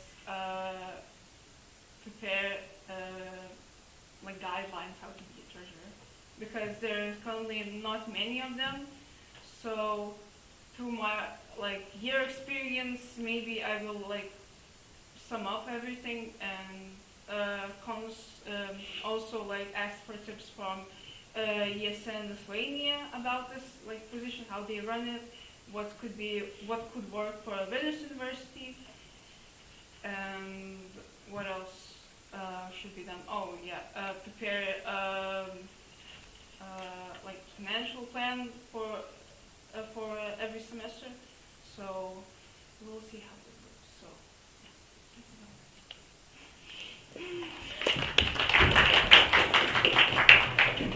Okay, so thank you for your presentation. And now let's open the speakers list. So if anyone has a question, please raise your hand. Okay, so Arturas, I see you. Let's start with Arturas. So, Arturas, yes, I'm the university president. So, my main concern is just how are you planning to manage for your workloads between ESN, your personal life, studies, and USR? That's just, do you have a general plan how you plan to do that? I expected actually this question. So since I will not be ESN buddy this like following semester, I think some responsibilities will be like not there. So there's some time, and plus I'm not planning like be really committed to events that happen in my faculty. I will just focus on HR problems and just about it. Okay, thank you. Then the second question. How do you manage burnout? Because burnout is a major thing, especially for volunteers. How are you planning? How do you manage yourself in regards to what you do? You know, are there any sports? Are there any watch movies? Do you go for a jump, for a walk, for a run? But how do you do that? Yeah, if I have free time, I usually play some sport. So yeah, well, sometimes I really have like really low energy. So when I have really low energy, then I do like I used to do like my student representation things, because as administrator you just have to like upload some documents if they sent you, or just text people, hey, where is that report? So yeah, it just, those were kind of low energy things to me. Okay, but I mean, low energy, but how do you, if study something slash, I don't know, ESN is burning, VSR or something like blows the hell up, the whole faculty, and you're in this chaos, and how do you, like prioritize things? Not prioritize, how do you personally advance, how do you sometimes disengage from it to just rest a little bit, so that it doesn't tax you mentally so hard that stuff just burn out and just be gone, That's what I'm asking. Like, do you go, what are your actions? You go for a run, you go for a swim, call your friends, what do your... I usually call my friends for help. Okay. but now my friends are also busy, so I will call maybe someone, I don't know, from section maybe. Okay. Just, hey, can you help me? Okay, understood. Thank you. Thank you for your questions to us. Now, moving on, we see Evelina. Okay, I have, I don't know, question, weird maybe. Yes, I'm at this university survived without this position like forever. So why do you think we need it? Maybe for like legal reasons, I don't know. Like if I don't know who, maybe the president was doing all this work, yeah. So maybe it's just to not make one person to do all those things. Maybe like reorganize flow of work if they see that they don't like doing this job or they are lacking skills in that. So yeah. Just a comment. Okay. So Arcturus ESN University, just a comment. So main reason why we started this new position is to, yes, firstly, maybe how to distribute a little bit the workload to another new position, and then also for the accountability. So in order to ensure that future presidents do not misuse the personal money, as that has been sometimes an issue that happens in other sections. So we just try to see the future and just to prepare for it in case something's, just how to say, prevention of. Thank you, Arturas, for your reaction. And now, do we have any other? Okay, Yeva? Yeah, so Yeva is an alumni. So my question would be, do you already, you said that in your plans it's to create some guidelines, but if you become elected, what will be your first things? From where will you start? So as I mentioned before, I will maybe ask currently ESN Lithuanian treasurer about how they work, and just getting to know what just works for that session. Yeah, that would be the main thing, and then just see if it works out, those tips that they gave me. Okay, thank you. Thank you, Yeva. And Gabriel, if I'm not mistaken? No? Levis, National Coordinator. This question is related to time management. So, like Buddha asked, what really stuck out to me during this semester was one time we had a board and coordinator meeting, and you also had a booster meeting. I think it was slightly before. And the thing as a coordinator, you won't be advised anymore. You will have to show up. Yeah, I know. We will want to know how our section is doing financially, what's our status. If that does happen, where you have to make a decision, what will you choose? And if that keeps happening, what will you do? Okay, I will comment this question. Basically, coordinator and board meetings were happening only once a month, which was quite a problem for me. That's why I chose to go to Warsaw meetings. And if there will be more meetings, then I will be more able to go to the ESN meetings. So in this position, I will probably now choose ESN over Warsaw, because as I'm finishing a term as administrator, I will not longer be responsible for protocoling those meetings. So that was the main reason why I always chose Warsaw meetings over ESN this past months. Okay, thank you. Okay, thank you, Gabrielus. Do we have any more questions from the audience?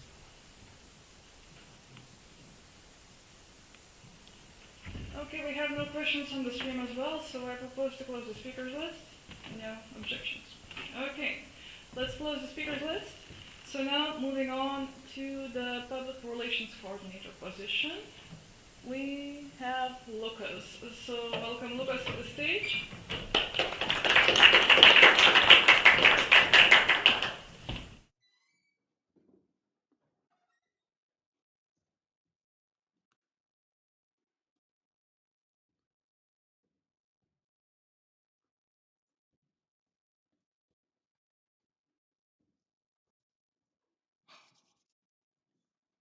All right, so hello everyone. My name is Lucas, and today I'll present myself as the candidate for Public Relations Coordinator at ESN Vilnius University. So I'll start a bit about my past experience. So in my teenage years, I've been always very passionate about working with designs, creating something new, and also photography as well. So I have volunteered as a photographer and photo editor for my local school's newspaper, and there I got introduced to using Adobe Photoshop and programs like Photopea. And during my ESN volunteering period in ESN Vilnius University, I did help out the public relations coordinator to create various visuals for posts and announcements, and there I got reintroduced to using Canva. All right, so a bit about my volunteering. So I became an ESN member last year in September, and since then I helped out and volunteered in quite a few events and activities organized by the Leisure Affairs and Social Erasmus committees at my local section, of course. And in March, I became the Social Erasmus coordinator. And since then, I continued on coordinating the Social Erasmus committee, of course. And I did organize many events during the social impact days in our section, which proved to be successful for our section. So my main goals, or just a wish list if I become the coordinator, would be to update the current visual design for our section, because I feel like it's very important to have a great looking visual, because it's basically the face of our section, and it would be great to create a functional PR committee, which means that would find a person who could become a vice PR coordinator and also hold committee meetings if it's necessary to discuss something, for example, even the visuals themselves. Of course, it would be great to continue successfully managing social media pages of ESN Vilnius University, which means to update and post announcements and other posts, and of course to answer every single message that we receive on these pages. And it would be wonderful if we established a great relationship with other coordinators and board, of course, and our section. So my main motivation is that I'm very passionate about volunteering in ESN, because I fell in love with this organization, because it really helped me out. And also I met quite a few people who are just really amazing, very motivated. Another thing would be to continue improving the visual identity of ESN Vilnius University, because as I said, it's very important in my opinion, and I'm very passionate about this section as well. And for my own benefit, it would be great to improve my own creativity skills and boost knowledge about what it means to work in a team. So, do you have any questions? I think they do. Okay, so thank you. Oh, sorry. Thank you, I Lucas. apologize. Thank you, Lucas, for this wonderful presentation. Now moving on to the Speakers list. I see people have some questions. Yeah, so let's start with Elena. Okay. Like this semester for me it was, I don't know, difficult because I would see posts all the time late. I would not see them at all, and like students would ask me what's happening. I'm like, I don't know. Just ask someone who knows.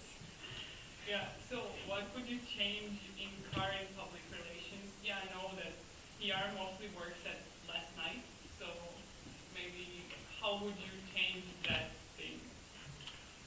That's a great question. I would answer it by just saying that it would be great to look at other committees as well. Maybe even, how is it established, like a time schedule for upload, like for asking for the visuals for different various events. Because yeah, that is a problem, but it could be solved if there is commitment involved. my opinion. Okay, follow-up question then, how do you implement that? I mean, how do you manage implementing it? Because every board has the same, like every PR coordinator has the same goal. It never worked so far. It's always last week, last 3 days. How to make it work, like finally?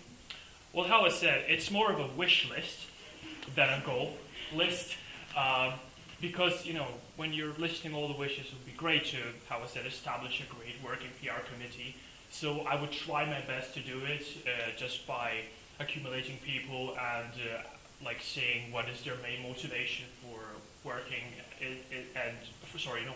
volunteering in this committee that we create. Okay, I see we have Arturas, so please ask your question. Arturas, ESN Vilnius University President. So my main question would be, as normally how PR should operate is usually during the summer, all the plans for all the committees and these leisure fairs, socials, they prepare their events list, what they plan to do, and PR is organized creating already visuals during the summer, so already they have visuals, at least templates, in some cases, so that when the time comes, they already have the visual, they already have the template, they can reuse it. And it's going to be a very big workload during the summer on the PR committee. What would be your availability during the summer? Will you be up for this workload? So I'm not planning on working anywhere, and I definitely haven't planned. I don't have any specific plans for the summer, so I'm determined to actually just to get involved in the as a PR coordinator if I become one, of course. All right, thank you. And second question: are you planning to just stay in Facebook and Instagram, or would you be interested to try, yourself in the committee in the new platform?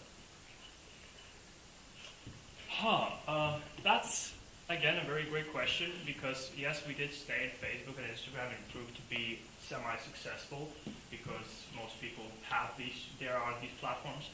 About TikTok though, I personally use TikTok quite rarely, but yeah, if there is enough commitment to actually establish a page for our section of TikTok, we can do it, of course.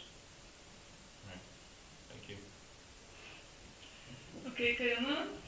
Kind of following up on Lotla's first question, as a PR coordinator, will you be the one doing the visuals, let's say, or are you going to delegate it and then coordinate the making of the visuals? So that's why I said that I would like to create a functional PR committee and even get a vice PR coordinator to work with me, because I'm definitely not up to all of the workload that as a coordinator.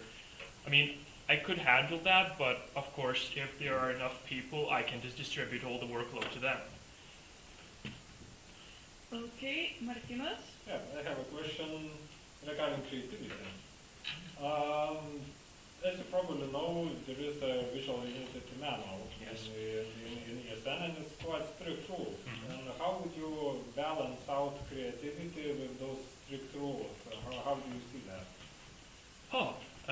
Balancing it out, I mean, it's definitely very important I have read the manual, to use the colors, to use the fonts that are in the manual, and just try to kind of have a mix of the so-called, follow the visuals that follow the guidelines, and also to have some engaging looking visuals that would look interesting to others. Yeah, so that's my main thing. Okay, and second question regarding delegation of tasks. Let's say if you manage to gather the team, how would you enforce it that tasks are being done on time? Let's say, because it usually happens that you delegate a task and then basically the day before it should be released, it appears that nothing has been done. So how would you? Yes, of course, that might be a problem. So before establishing the whole committee, it would be great to actually have loyalty and people who are very determined to work. And if that happens, well, they'll receive my verbal punishment. Oh no. Of course not. On that note, any other questions? Okay, so I see, yeah, Greta. Let's start with Greta. Yeah, coordinator. So you said you know how to use a few editing programs. Would you stick to Canva for your post, or do you think you would use the ones that you know better? So there was a idea to get Canva Pro for our section, and it would be great to actually use, if it would be possible to acquire Canva Pro, we could stick to using it, of course. I wouldn't really go outside of any programs, but if other people find other programs like Photoshop easier to work with, there's no problem with that, of course. I see we have a comment. Yeah, so I'll speak to Goda, the national level communication manager. We shouldn't have a problem to get Canva Pro, and then we'll add every section's PR coordinator to the team, and they'll have access. So. Perfect. Okay, thank you for your question. And now Aslan. Yeah, I had just one question. How are you planning to solve the Facebook problem? The Facebook problem? Are you planning to set the account back?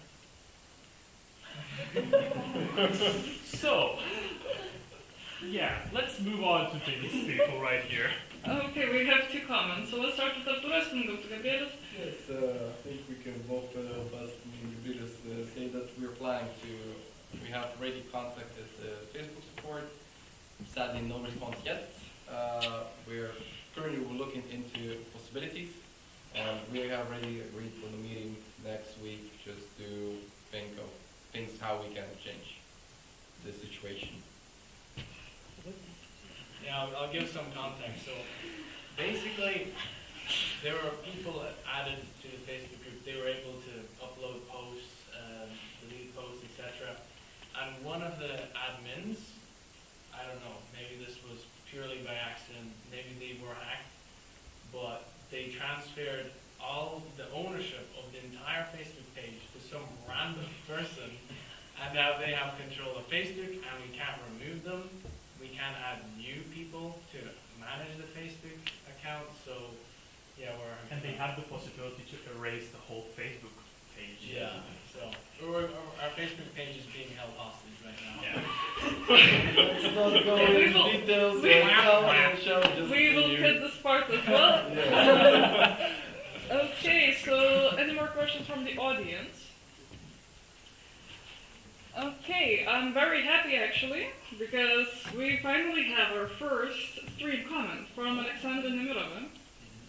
So, Alexander, ESNR is asking, do you have any plans of improving your committee member skills? If yes, how are you planning to do it? You mentioned using such programs as Photoshop, but not every member might have access to such programs. Well, of course, but how we mentioned Canva, of course, it's free. Everyone can use it. They just can download it. Or Photopea, it's also free. It's actually a website program, and it would be, I mean, if they don't have access to Photoshop, they could just use these programs.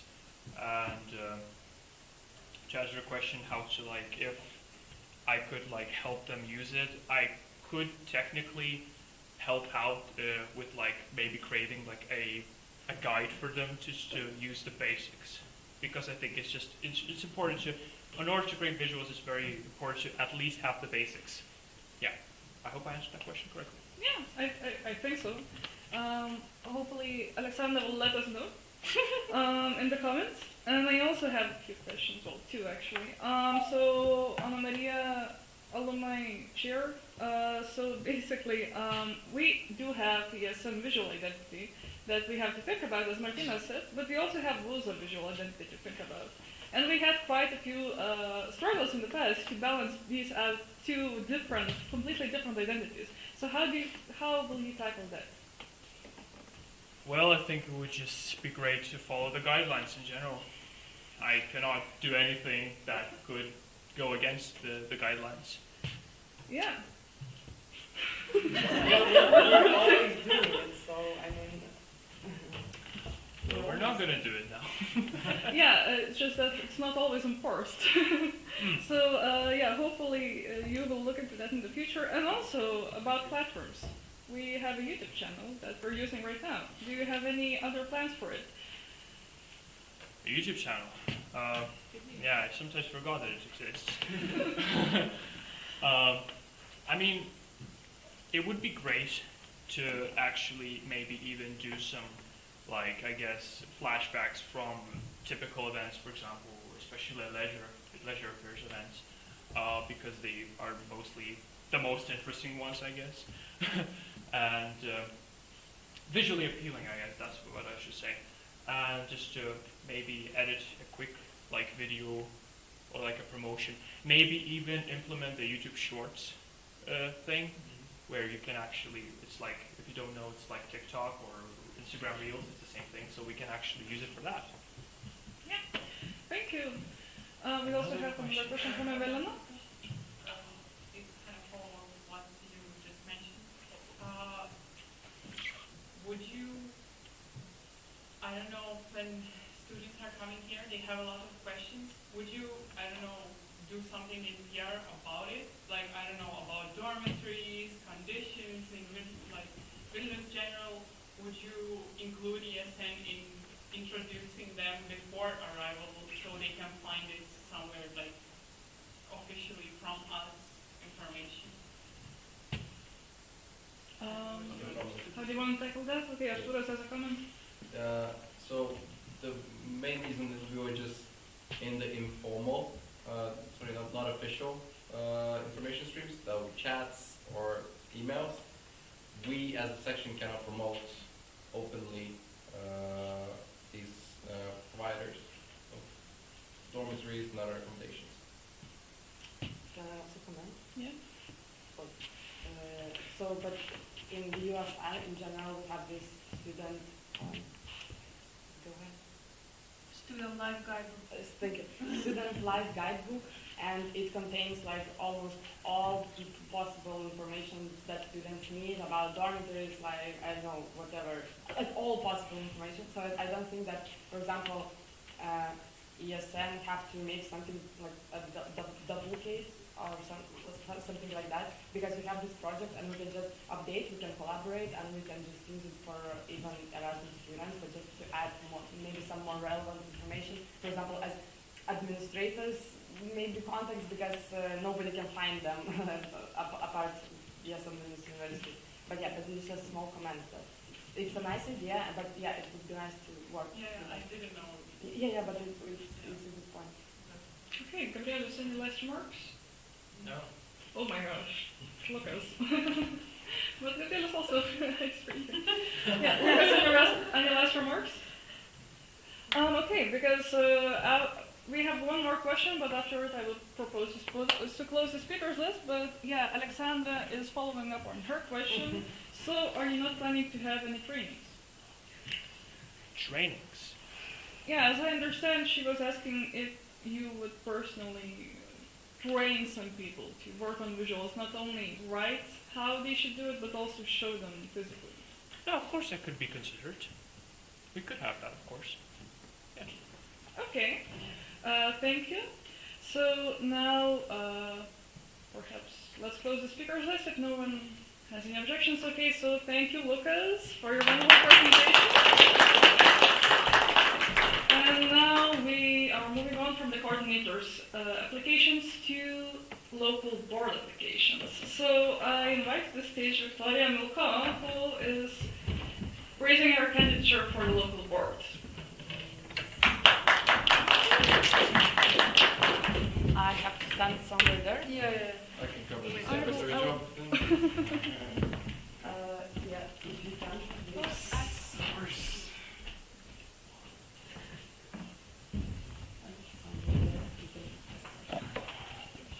Okay, so I didn't prepare a presentation, my bad, I'm super sorry, but I guess I'm gonna just tell everybody by words and try to express myself here standing on this day. So, my name is Victoria Milko. I'm right now I'm a first year student of master's philology faculty. Talking about my experience in general in the non-governmental organizations. So I started in ESN. It was like the place where everything like began. And I was in ESN body for 5 semesters. Then I became ESN president together with Yeva. We were working a whole year. After that, I became an organizational affairs coordinator at the USR Central Office. After that, I became integration process coordinator and international student affairs coordinator in BUSA Central Office. This year, I'm still staying as a coordinator of international student affairs of the USR Central Office. But then there's the question like, what do you want from USN and why you're going here? So I wrote it a little bit in my motivation letter that I really miss ESN. I don't know. I mean, I love BUSA, I love ESN, but I just think that after these 2 years, I wasn't that much involved in ESN in general. Like when there was a previous president before Arturas, like we didn't have any kind of contact. And when Arturas became a president, we kind of had more updates and so on and so on. But anyway, when we were talking with Arturas, I just also felt a lot during the whole year. That's why I was also asking it during the annual report, is that our section right now lacks a little bit much more stable, maybe even planning process, or I don't know, accountability to each other, at least coordinators to the board. And I remember just during our years, I remember Yeva was introducing some planning procedures for our section. We had all the coordinators with their tasks and so on and so on. And I like it right now because we don't see what we're doing and we cannot properly plan our events, communication, and so on and so on. And also, I think that for this year, I truly lack a lot more collaboration of ESN Vilnius University together with other programs, clubs, and projects that we have in the USR, or also even with the USR, because I mean it also gives us a lot of trainings that we can attend for free, just to go there and raise our competencies, and we don't use it, and we could see more organization, and organization could see us more. And when the time comes when we have to reach them, they would be more open to us as well as a section. Also, one of my goals was one of my goals was like to revise the documentation and archive, because right now, like, we had this like, oh my god, where are our statutes and so on and so on, and it's like, okay, there should be a little bit more work done so that we have everything in the folders and we do not get lost. And yes, and as I wrote in my goals also, I would like to make ESN more involved on the central level in Vilnius University, because I like it when I am a coordinator of international student affairs. It is more concerned with full-time students, but still, when talking to university, we have to have both voices. It's like Erasmus students, exchange students, and international students. And in our statutes, it's written that ESN Vilnius University has to represent all the needs of international students, of exchange students. And I think that we can have a huge collaboration. And this way, I think that being me as a board mate, I'm as a board member, having this good bridge with USR, we can have more collaboration. And also, that I was asking also about Arcus, yes, we have this alliance, and it works, and it has lots of projects where our students can be involved.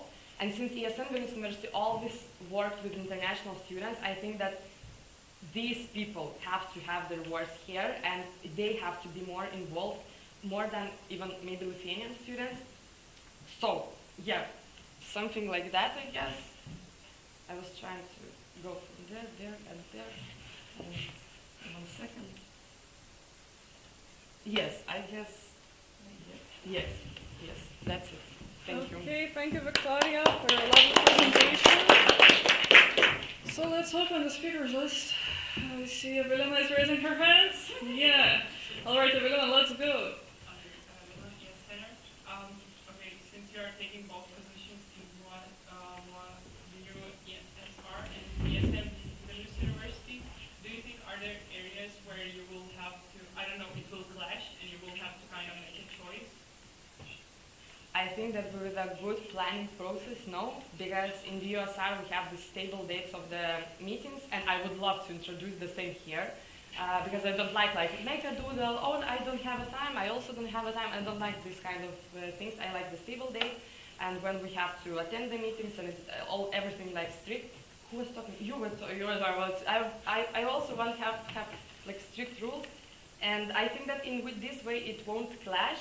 Another thing is that in the USR we have a lot of, as central office, we have a lot of trainings, other events where we have to attend just as a central office anyway, and in this way it can clash with some of the events. But before giving my candidacy, I was talking to Arturas and we were discussing all the things, how it can work and how it couldn't work. And I was saying that as a board member, I'm not planning to attend like all the events of ESN Vilnius University because I'm gonna simply, I won't have time for this.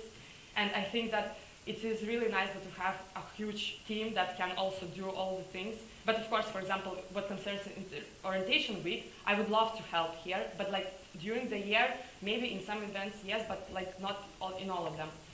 And also, what you say, and in this way, since I'm international student affairs coordinator, I think that it's even better that some things could clash because we can, in the way that topics can clash, because we can then discuss it more. And I can just, for example, during our meetings, I can just directly bring it to the meetings. We can discuss it. We can have our opinion, and then I can bring it back, for example, to our team, our university, and we can work further with the questions.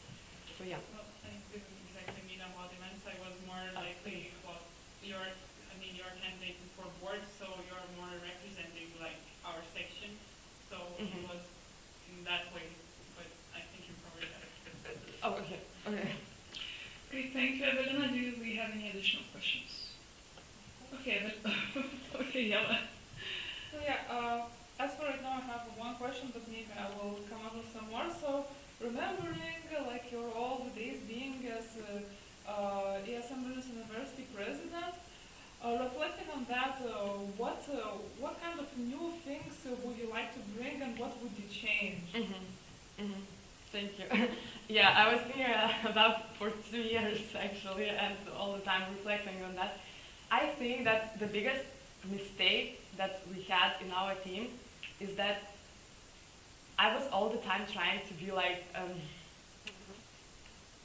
okay, we are just colleagues, like we have to work and so on. Of course, with the board, maybe no, but with the other coordinators, it was like, okay, we do our job, but we don't go somewhere. Like we tried some trainings, but we didn't try to spend more time together, But in my opinion, I was always like that. I couldn't understand why I have to be friendly with someone with whom we're just colleagues. I mean, we have to. And I remember when, for example, also coordinator was sending me like these visuals, and I was like, no, please do better. and it's like, no, and reflecting on that, I think no, you cannot do something like that because a person can be like, oh no, she doesn't understand how much I work was here. Anyway, and also I think that in general, also maybe, yeah, I cannot think. Because planning process was quite okay. Okay, VSR goals. Maybe also, for example, we had VSR goals, we were attending them, strategic planning session and everything and so on. But later we were like, this is VSR goals, and somehow it's gonna be like, we were trying to do something, but I mean, we didn't like do best of our work. Yes, and yeah, I cannot right now because I always think that our team was very, very nice. So I cannot right now. Yeah, sorry, but yeah, these two things. Okay, I actually have a question also. And yeah, so Anna Maria from the chairing team, also local alumni. So, I also have a lot of experience of being an ex-ESN Vilnius University president and dealing with the section after my mandate has ended. And sometimes how would you reach a balance of also sharing the best practices of what could be done better and also managing the section, but also giving the section their own place to shine without empowering, without too much crowding them with your various experiences that you already had with WUSA and DSM. How would you balance that part? So yeah, of course. I mean, why I'm also coming to ESN board is that because I would love to share this experience, but I think that my position here is to share, but the decision if we are going to implement that makes a whole team. So I'm not gonna sit here and like say, oh, you have to implement it because it works. No, because some ideas and some processes they work in one places, but maybe in other places they won't work at all, or even maybe they have to have a little more adaptation, for example, process. And also another thing is that I think after these 2 years also in the USR, I realized that I've never had the super micromanaging of my coordinators. I was like more just giving them a space to work, and of course I was very demanding coordinator, I would say, and some of them they were saying, why we work so much, but when I see that the person can work, I would love them to work actually when they have potential. And in this way, I think that I still gonna give all the way for the new people. But on the other hand, if I become a board member, it makes me also a part of the team. So I would love the team to also hear my voice and maybe not be sometimes I see that in ESN we don't also like the USR a lot, so I'm also like a little bit afraid about that. So like if I say something and the team can say, oh, it's from the USR, we won't take it. So I expect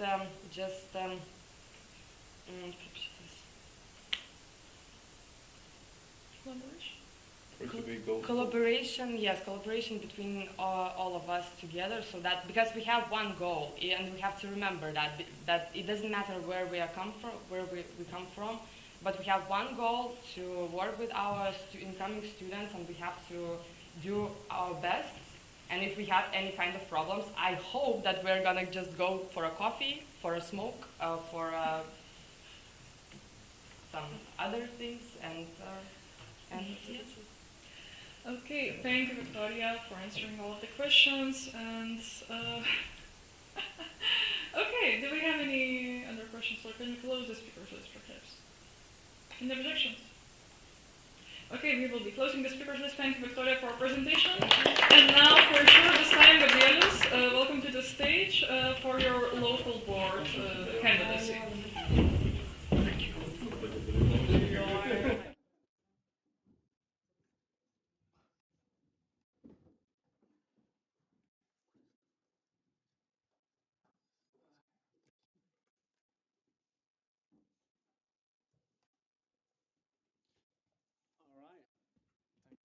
So my name is Gabrielis. I'm currently the IT coordinator, soon to be the National Web Project Administrator from the 1st of July, and I am here to defend my candidature for board member. So, why do I want to be board member? Well, I'm really passionate about volunteering in ESN, and I've participated in an Erasmus Plus project before. I fell in love with Erasmus, and ESN's mission and values, I can relate to them, and I'm really committed to sort of making sure that our section embodies those values in all the projects and initiatives that we undertake. I think I have the skills and knowledge to help our section grow and thrive in our network. I've been quite involved at national level over the past few months. I think I've went through most of the wiki, so I've read up a lot about our network. And of course, I want to share and implement what I learn at the national level with our section, all the best practices, um, sort of strategies, and how to make our section grow. So, what has been my track record so far? So, I've helped organize countless events over the last 2 semesters. Again, just like Lucas, Katrina, I've been to, I would say, 80 to 90% of the events. So, um, I'm really happy to be quite active in that regard. While being an ESN buddy this semester, I've learned the ins and outs of our program, and I answered their section's call for an IT coordinator, joined their awesome BNC team, and the rest is history. I'm really happy to sort of start at national level, but I want to stay active in our section. I still think there's a lot of work to be done. And of course, last weekend, I'm very proud to say that I won second place in the Best Newbie of the Year award, um, which makes me really happy to receive the recognition, and it sort of motivates me to keep going. So, what are my ideas? One of my ideas would be to strengthen the section's sort of overall communication, because it's a common complaint. Ordinary members don't really know what the BNC team is doing sometimes. They're unsure, like what's happening. Um, so that's something that we can all improve on, because it would really help other members stay motivated and not burn out as easily, because they know we're heading in a certain direction. Another sort of flagship project of mine would be to modernize our ESN Buddy program using Papaya, or maybe even trying the Buddy system. It's another sort of platform, because I think there's a better way of managing the program other than receiving a giant spreadsheet from IRO and being like, okay, senior buddies, try your best. Um, um, I would like to sort of implement a motivation system that rewards consistent activeness. That's one of the reasons why I was in a call with ESN IASI or ASI. um, it's a section that sort of developed this platform called HR App, and I would be very interested in deploying it on our server and seeing how we can use that. I'd also like to foster a sense of community and team spirit at our section, because, again, like Victoria said, I think we can all benefit from sort of knowing our team more, not just sort of formal, you're my colleague, let's get the stuff done and then we go home. Sometimes I think more informal meetings is definitely the way to go forward, um, just to get to know the person, because I think when times get tough, it really helps to know that these are people just like you. They can also burn out. So that's something I really want to get done. I'd also like to develop a cohesive onboarding system.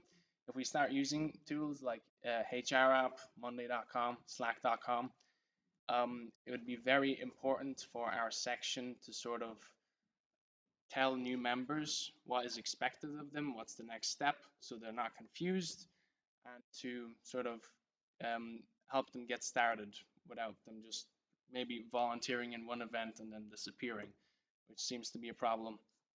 And finally, I'd like to increase collaboration with other sections. Yesterday I was actually talking to ESN KK. The new events coordinator is quite excited to work with us, and I think there's definitely lots of room for the Vilnius sections cooperating with the Kona sections for the Kona trip and vice versa. So I think that would be very exciting to implement. So that's it. Any questions?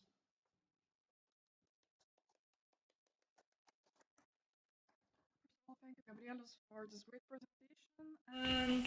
And yeah, the speaker's list is open, so if anyone has a question, please raise your hand or write in the comment section. Okay, Arturas? All right, so Arturas, ESN University President. So I have a question. So So, yes. We currently don't really have an IT coordinator. That's right. Are you prepared? And usually, like, the practice is that board members, president, vice president, board members, we cover the positions and the responsibilities of the coordinators. Would you be up to, on top of that, work just a little bit, since you're really connected with the WPA job on the national level, so would you be able to be up to the challenge and just be in that position as well? Oh yeah, absolutely. Like, that's my plan, not just for our section. Other sections might also not have an IT coordinator, and it will be my job to sort of take up the role if they can't really help. So I'm more than prepared to do that. Thank you. Any other question? Evelina. Oh, okay, Evelina. Yeah, like kind of follow up to Arturo's questions, but still, your goals kind of a lot include other like committees that I think are not covered, like HR and well, I think I had discussion, but we got covered, so it's nice. So I mean, would you not lose yourself in everything because you want to go for HR, ESN program you mentioned, you want to go for IT, you are also national level like committee coordinators. So how do you think you can manage all that? Yeah. So for the HR, Papia has already been set up. We just need exchange students to sign up, and of course local students to sign up as mentors. And once that's done, I will simply assign senior buddies as the sort of matchers. They will do the matching. It's sort of a hands-off thing. So in terms of HR, that's one thing that I won't really have to micromanage too much. Other committees, IT is already covered. Again, with HR, the onboarding system, again, that's just a step, a list of processes, a list of steps that new members have to follow. And obviously I'll revisit that throughout the year. So yeah, I think I'll manage, no problem. And then I just checked, one of the responsibilities is actually learning the statutes of ESN. So Yes. your goals didn't include that part. So did you already cover it before applying, or just... Right, so as Arturas mentioned, we're going to have to update our statutes. So I will definitely try my best to help him with that, and that will involve reading through the statutes. Something I plan to do, so yeah.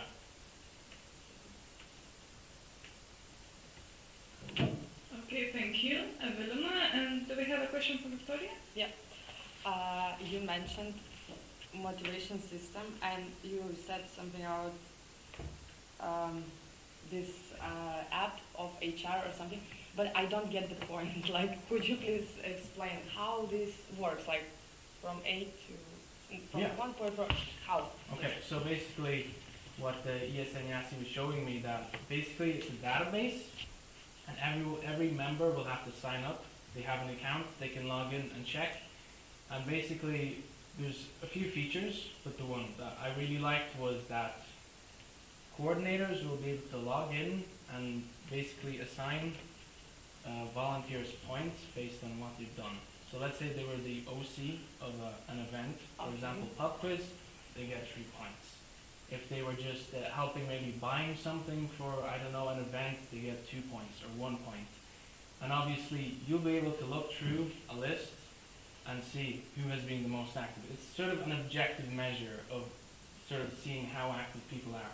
Of course, that will depend on the coordinators. They will have to sort of log in and, you know, assign those points.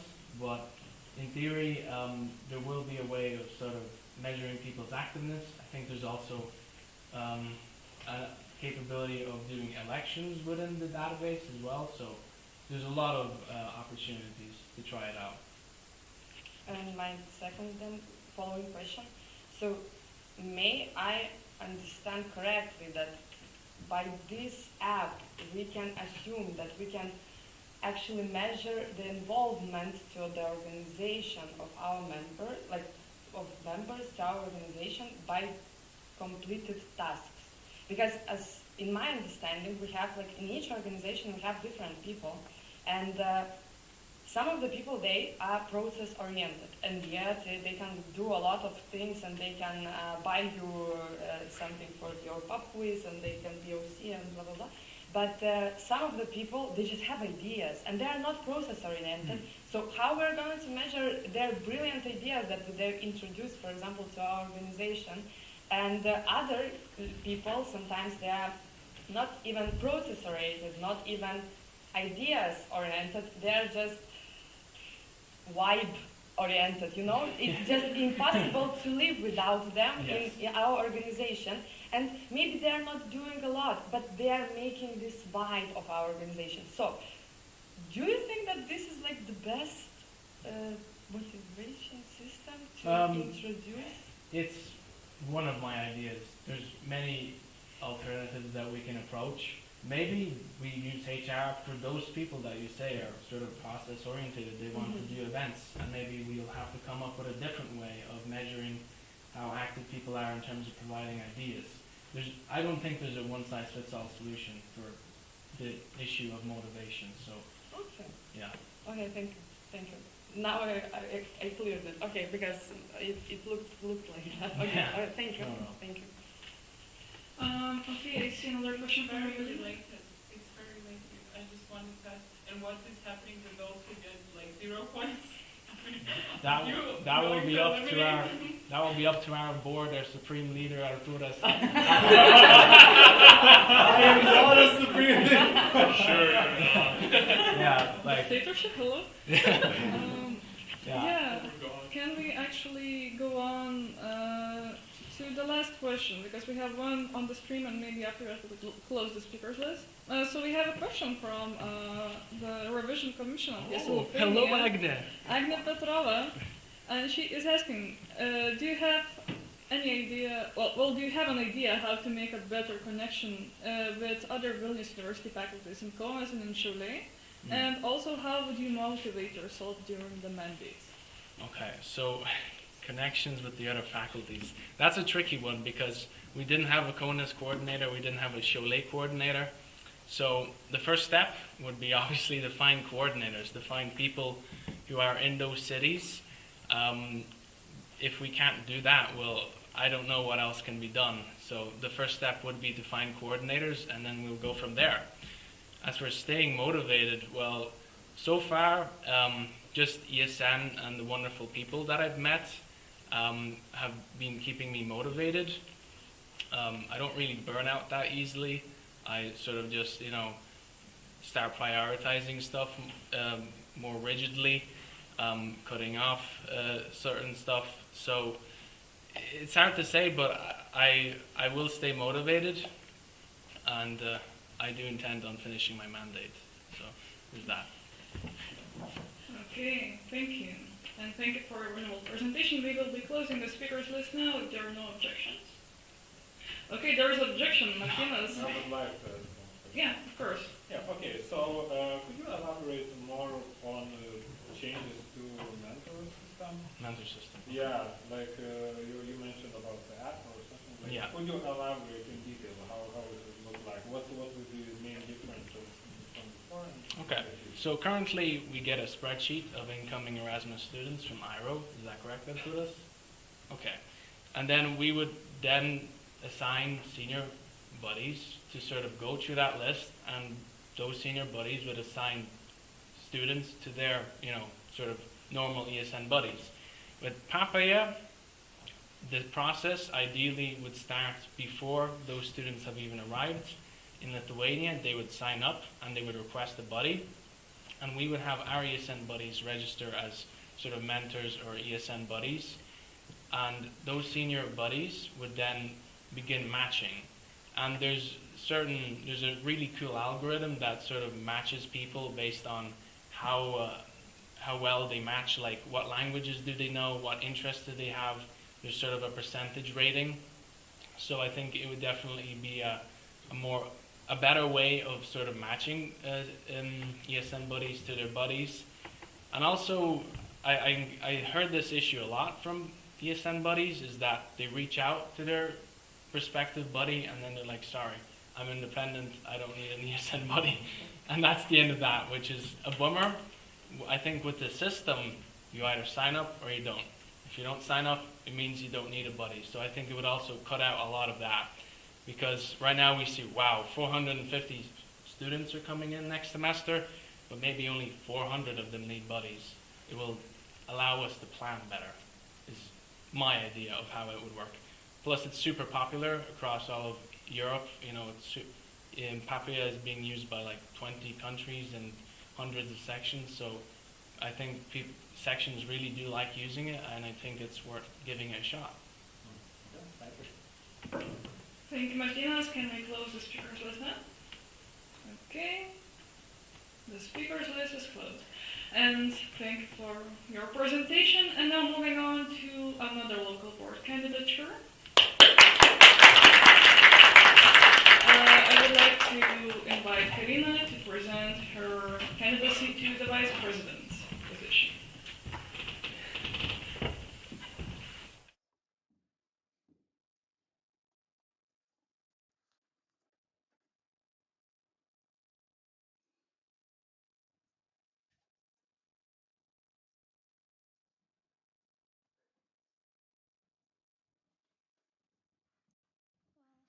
Hello. You heard my presentation quite recently, so not that much has changed. I didn't change my whole life perspective and experience in the 2 months. So I'm currently the vice president, and I'd like to be elected as vice president for one more year, hopefully. So about a bit about me, I graduated IT in VMU. I had my exchange, bilateral exchange, and currently as my full-time job, I work as a project manager for about 2 years, which is primarily because of ESN. I've been in ESN about 6 years now. So shortly, my experience, I've started as a coordinator, a project coordinator in the section. Then I became vice president and the president of the section. At the same time, I tried the social Erasmus coordinator's position in ESL Lithuania. And then I became the vice president of ESL Lithuania. Then I was reelected as the president. And then I once again went for the vice president. And it was just big chaos during COVID. But I was in ESL Lithuania. My mandate of vice president, the last mandate of vice president of ESN Lithuania, ended at January of this year. And then I was quickly recruited to come here.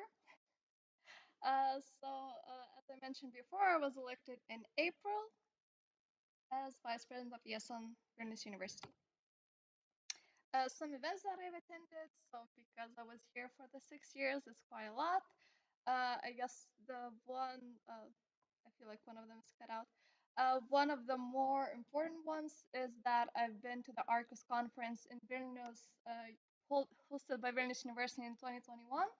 I was part of holding a workshop with Padova University that we prepared ahead of time, and we presented here to the participants, to all the teachers and professors of the universities, which was a really interesting experience. And I was there as a representative of ESN International, because ESN International's president was supposed to go, and then he was like, "Oh wait, you're in Vilnius, go." So I think I would be able to use that experience as well as being part of the section. And I guess one more thing I can also say, I'm not only head OC of the upcoming National Assembly, I'm also vice head OC of our Northern European platform, which is also going to be hosted in Vilnius University. So yay, Vilnius University supremacy in the national level and international level. So I have main 4 goals, which in themselves are quite vague, but I'll explain them more in detail. So first of all, analyze the ESN Vilnius University situation. So I wanted to start already this previously, but I didn't have time. So to go through all the documents, see if what we're doing is actually corresponding to what we have written down. I already heard some discussions of like, do we actually need this position? Maybe we should add another position. Maybe we should change the structure. So I like to actually investigate and see what the best course of action could be. The second is to support coordinators and the rest of the board. Very self-explanatory, but that will also include things like we have the new treasurer position. I would like to take up also with hopefully elected treasurer on how that position could be built, how we could distribute the roles if some positions are lacking, and how we could all survive and not burn out. Third is to ensure a regular informal communication in the section, so actually have informal meetings, have ways that not only committees among themselves internally can maybe do something and get to know each other, but as a section we could feel that we're all one organization, we know each other, we like each other, hopefully, and we actually know who is part of it. And the fourth one is to foster memory development. So that's part of it is organizing trainings, maybe suggesting jobs that you could take up if you're interested, maybe trying some national things. For example, I'm low-key forcefully bringing National Assembly and NEP here. So I hope we'll be able to have volunteers who will be able to experience those events and try something new and get out of their comfort zone in this way. And hopefully some will candidate to the next national board or coordinators because we're a strong section, we have people. So that is it for my presentation. Thank you. And do you have any questions?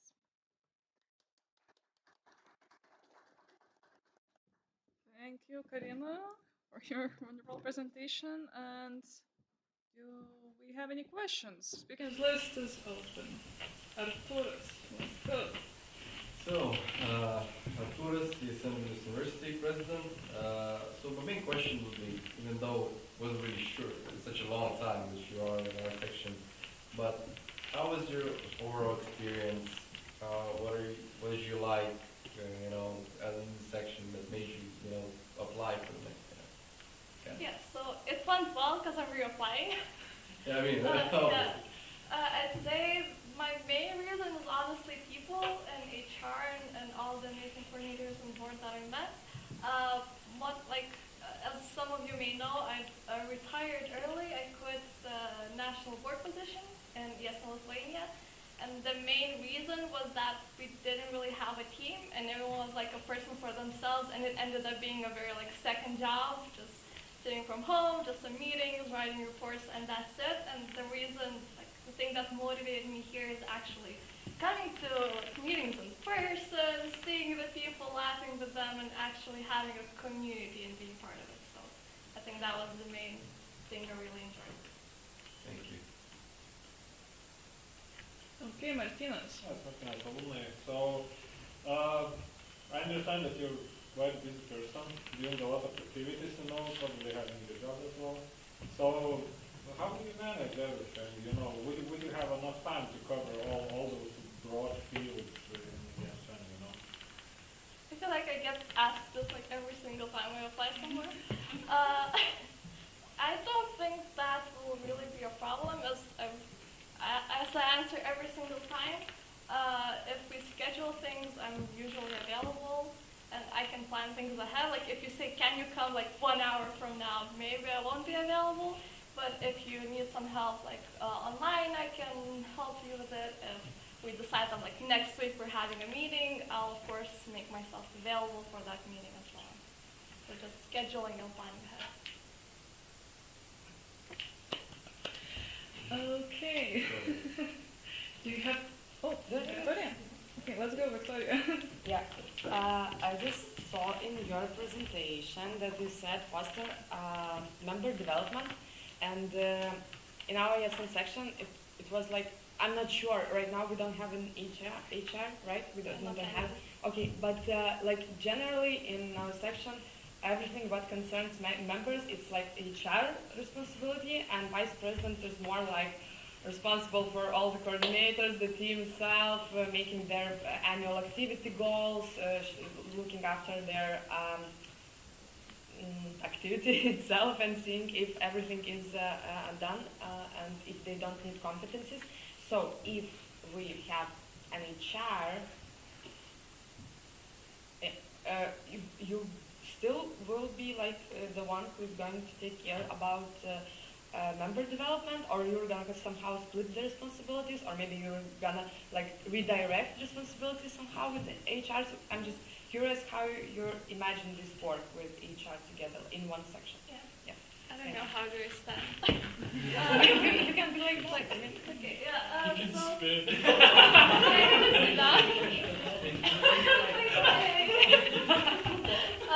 Yeah, so I wrote that presentation sort of knowing that we don't have any HR coordinators currently. I hope we'll have someone, and then I can sort of delegate it to them. But I will still like double check how's it going.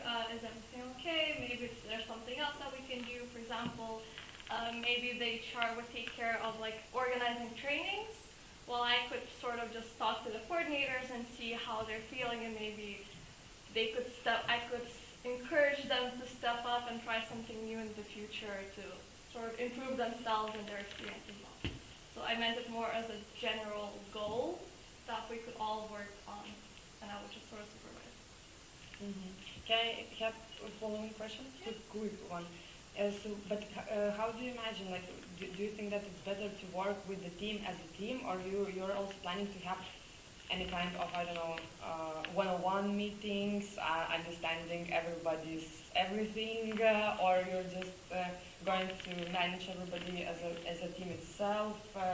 I'm just curious, what will be your strategy here? I think one-on-ones are really useful. Maybe not like every single month, but maybe like once a semester. I think that would really be useful. Because as a group, yes, we can work. We can discuss like work, tasks that have to be done. But on one-on-one, we can actually discuss how the person is feeling. Maybe they are overwhelmed. Maybe they don't like something. Maybe something should be changed. And that way, we can improve the work of the coordinators, the feeling of the section, and improve in that sense as well. Okay, thank you. Okay, yeah. So I have a question about basically the timeline and your previous experience. So after you resigned from ESN Lithuania Vice President, why ESN Vilnius University? Because previously you've been in ESN VMU. So I'm just interested, like, why? I can tell like the short story of what happened. So I was the chairing team in National Assembly 51, which was in March. And at that point I had already resigned. I was like, okay, yes, this is like my last CSN event and I'm done. And then when Apollos came to me, I was like, I have a problem. We don't have any vice president. What do we do? Like, maybe you want to come? And it was fully as a joke. And I was like, sure, because I live in Vilnius and VMU is in Kaunas, and thus like it's difficult to try and help them in person. And he was like, yeah, sure, come, you're in Vilnius either way. We have like meetings once a month, like that's not a problem at all. And it started as a joke, and then here I am. So that's how it works with ESN. We started as a joke, and they were like, actually, maybe that could work. So I was invited, and I agreed in a short way. Okay, thank you. Nice story. Okay, and to finish off, maybe the question round, we actually have another question from Aina. So Aina from the Revision Commission of ESN Lithuania. What thing from your VMU times you would like to implement in Vilnius University?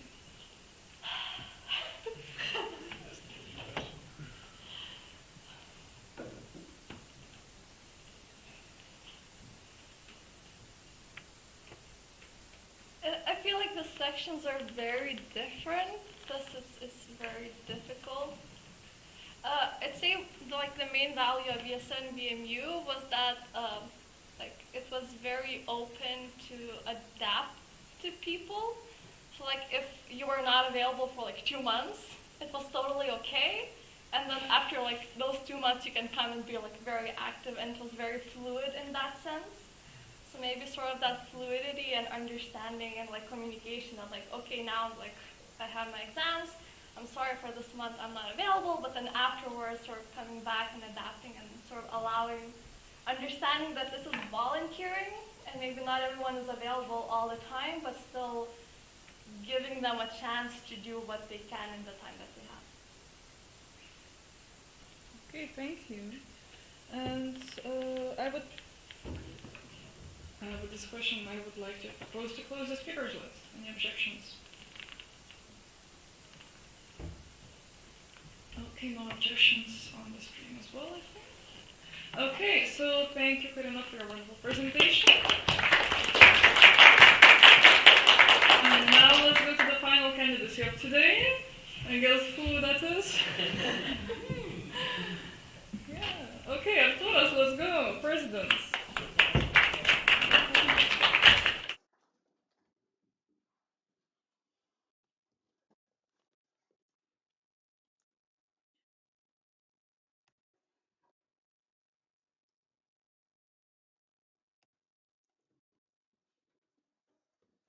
All right, people.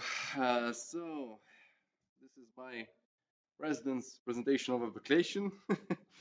uh, just who am I? Uh, Very few people know that I started my journey in ESN, as many people do, as in ESN Buddy. So as an ESN Buddy in 2019, then I had to leave during this just due to study and personal life.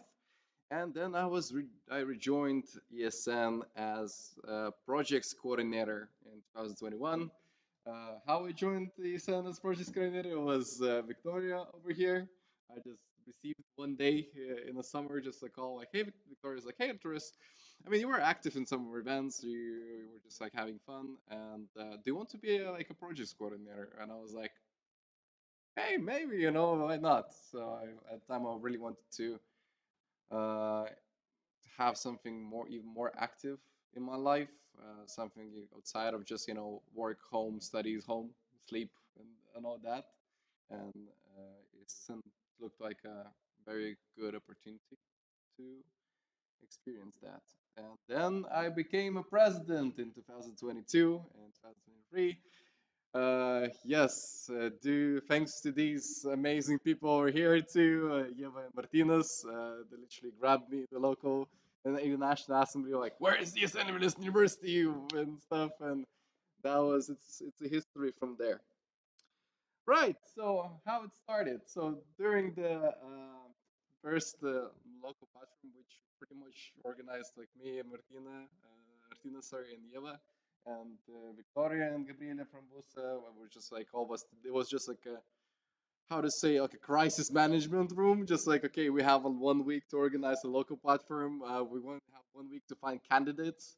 So it was a huge prime time rush, but we did, and I felt during my work as a project coordinator, it was just me and another leisure affairs coordinator and one of the PR coordinators, and it was just three of us. And our president Sally was not really active, and due to that, we had some very big problems. We were not active in the national assemblies, or all points of contact were lost with VUSA, with other sections, with international level, and overall was a ESN University was a dying section.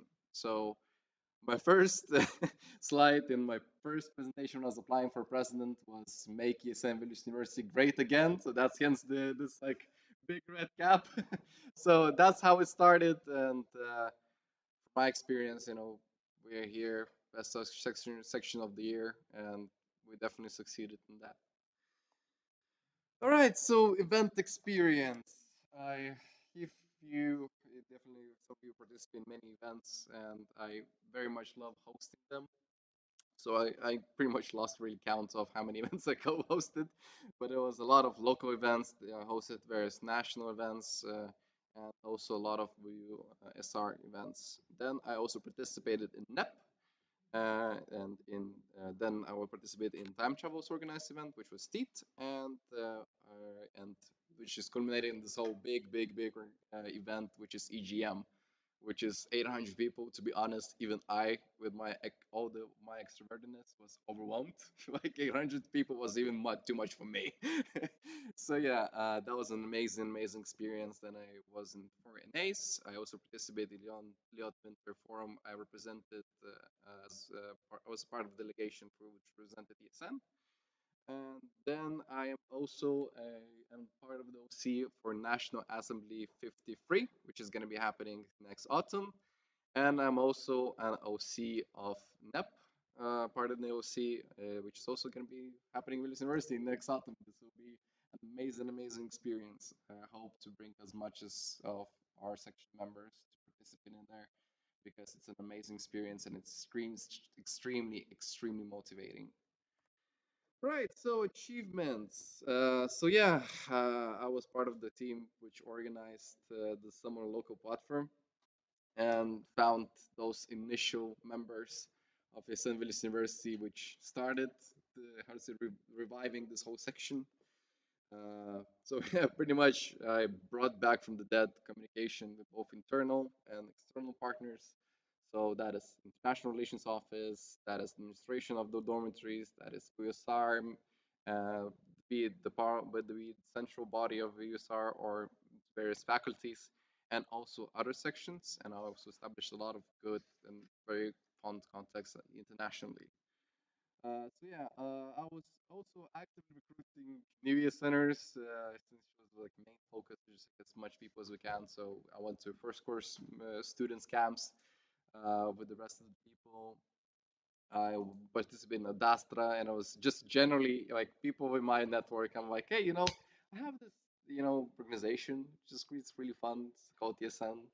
So this is what we do. Maybe want to join. So that's how sometimes got some people to join ESN, Vilnius University. And hey, we have Karina here.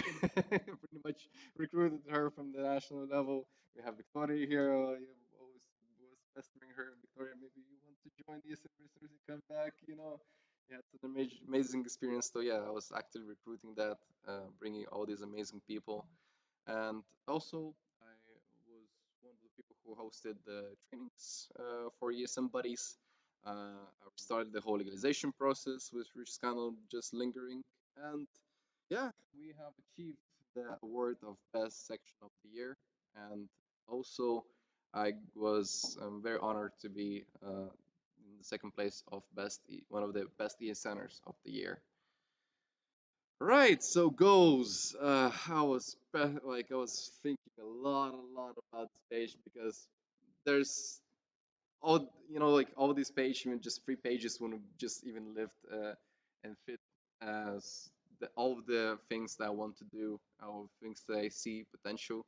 Because I always say that the way Eastern University operates now, we operate in our like 30%, and there's so many possibilities, so many things to do, and I'm very much looking forward to this whole process. So first things first regarding the goals, just hopefully by the end of the summer, we are on a good track to legalize the section. So then strengthen the section structure and how we operate, because this is a very much needed update just to set some internal rules, which we always are following, both the members, national board, and coordinators. So then, of course, the monthly meetings with the USR president, the ESN Lithuania president, IRO, PCP, all of our external and internal partners. Strengthen our cooperation with the USR, Arcos Alliance, and ESN network as a whole. There's many possibilities in there, especially with USR and Arcos Alliance. We are have really good network and collaborations with the sections, but we haven't really engaged that much with Arcos Alliance and USR. There's many possibilities in there. Then, of course, revive Kaunas and Chile coordinator positions. We really need people in there, so that's one of the main goals. And also engage international full-time students, because in our section we have a lot of Lithuanian students and very few international full-timers. And in other sections, they have the opposite. There's pretty much all of their team is full-time internationals. So, and our students, university students, they're not really that different they're not different from the other people who are coming to other universities. So I believe there's very active and very people among the full-time internationals who have ideas, who have things they want to achieve. And I mean, I would love to give them the opportunity, and of course, participate in our events. As you know, one of the main motivations of the leisure affairs and socials and overall team is just students participate in our events, and of course promote mobility. So you know there are many programs in in Vilnius University for mobility, and ESN's main goal of ESN as an organization is to promote mobility all over the world. So that's where my passion would be. As sadly I couldn't experience Erasmus myself, is because during my time the COVID came. But I hope that other students who have this possibility, they use it, because there's so many people who are scared to go abroad. But Erasmus is one of those, as I said, experiences that that last for a lifetime. It's one of the lifetime experience, which you will remember for the rest of your life. So that's pretty much of the main goals. But I have many more in my mind. So yeah, my why me? So I have strong communication skills. I have no problems with approaching people, and if I need something, I will reach out. I will find them. Uh, I will find you. Yeah, very specific set of skills. Yes, so I have a great number of established contacts, be it internationally, in a national level, in other sections, in USR, and which I believe those contacts can help us improve our section and improve cooperation overall, bring very valuable experience from other organizations. I'm very passionate for what ESM brings and its ESM values. I think, I mean, I'm in love with this whole organization. I love people that are in ESM, because the atmosphere and the experience which you can see in ESN, you'll never see in other organization. From what my experience, I never saw in even the job places, because in ESN you meet people and you establish friendships, and it's a fun place which is not really corrupted by money and all that stuff. So when I'm working now in workplaces, you just colleagues and you're working there, but not really friends or community. That's what ESN brings to the table. And I love ESN and its members. I reminiscing always during the National Assembly and the NEP, seeing the pictures of all these amazing people, and I just feel that internal feeling, just like, oh my God, I love these people. They're just amazing. You see all these faces from even other sections, not even just ours. Amazing, astounding people, which are very nice. Then I'm also creative. I have many ideas. That is my main problem. I generate a lot of ideas. Some of them are just a little bit not really as good. So I'm trying to work on myself on that. So as Victoria said, there are people who are idea people. There are people who are process. I'm definitely one of the posts who are idea people. Very goal oriented. If there is a goal that I wish to achieve that benefits me, my section, or just my network, I will do it. I have strong public speaking skills. I mean, hosting a lot of events and engaging people. That's pretty much what president's position is for. You just are the outside communicator. But I cannot stress enough that president's position is kind of like, yes, you have the responsibilities of outside communication, but your team really needs you. And without you, they sometimes struggle. And, it's very much intertwined with the whole organization. And yeah, I'm always learning leader. I always seek opportunities to learn, to improve myself. The way I started this whole experience as a president, I just think of myself like, oh my God, I didn't know that, I didn't know this, I didn't know that, and now I can very confidently say that I have a lot of vast knowledge of ESM, of how to operate, how to work in team, and I have as much things I see that way I can work and I can improve myself as being the leader and as working on as a whole organization as a team. So yeah, that's pretty much it. Do you have any questions? Okay, so speakers list is open. If anyone has a question for Arturas, candidacy for president, please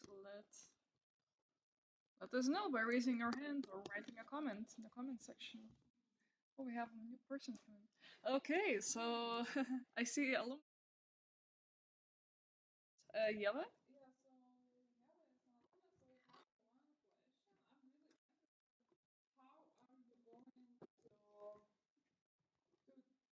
Like find the coordinators for code essentially position as you wrote in your goals. And do you on how are you going to make yourself more popular in those faculty? Yes. So mainly I'm now focusing on our second biggest destination, which is Kaunas faculty. So currently I've already spoke with the president,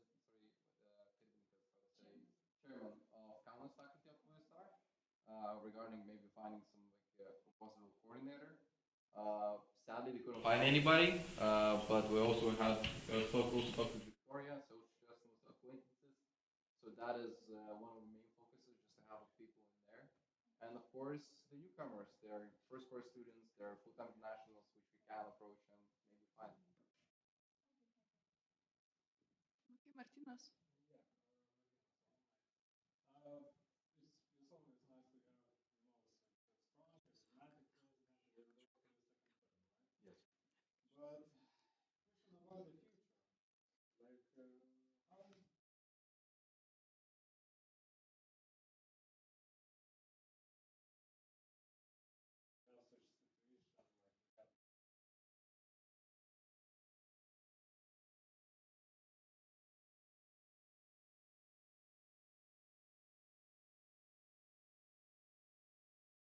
losing all the contact, then it becomes.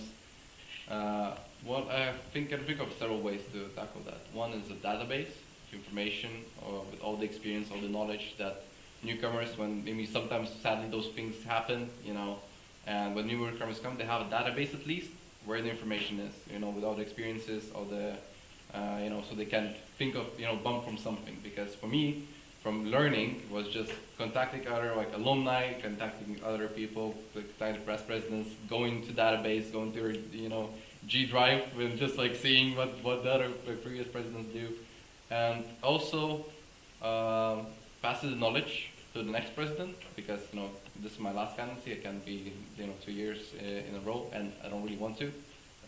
Is that I believe that there is new people who can bring way more. And the way I see it, my ultimate goal is, and I would consider myself a good president, if the president after me, not only the president after me would be good, but the president after that president would be a really good leader and a really good president. So that would be like my ultimate goal.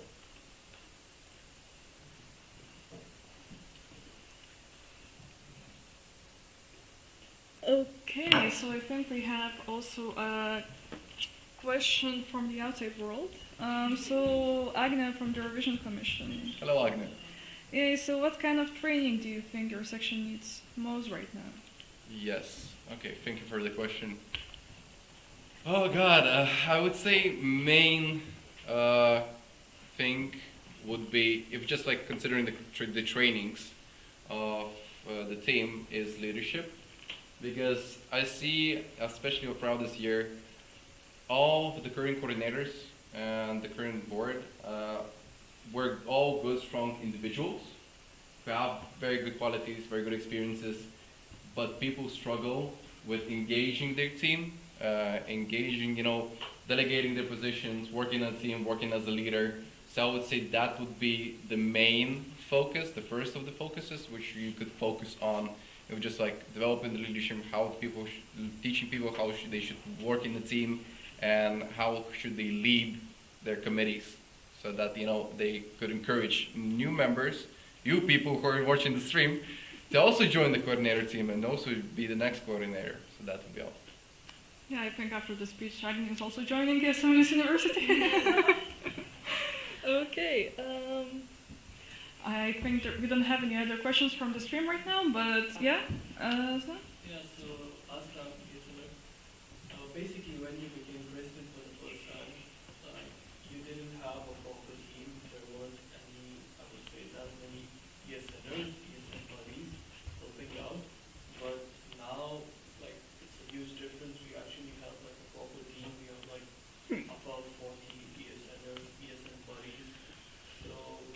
are you a bit more relaxed? So like basically my question is that what do you have like a different game now so that your focus is off, from that point that you have a team, you have ESN buddies and stuff? First things first, just like a correction. The people who I started with, Aglia, Beatrice, that's over here. I wouldn't be able to do all this stuff, and have you people, newcomers join because I would go crazy, because. I mean, just like the workload, it's Yeah. more organized now. Yeah, I'm just saying because I wouldn't be able to. I wouldn't be standing here. You wouldn't be here if not for them. That's really value their experience, and they really did a lot. In terms of how we look right now, how it would change. Definitely, more delegation to the coordinators, to their responsibilities. I'm very much looking forward to work in the board because we finally have a full board, working as a team because that kind of lacked a little bit during this past semester. So that would be like a whole different thing to tackle. And I don't know, just things were just like relaxed a little bit, but at the same time I feel like more joy of, this will be finally the good, proper, healthy start of ESN year. Because, the way we did it isn't really how we should do.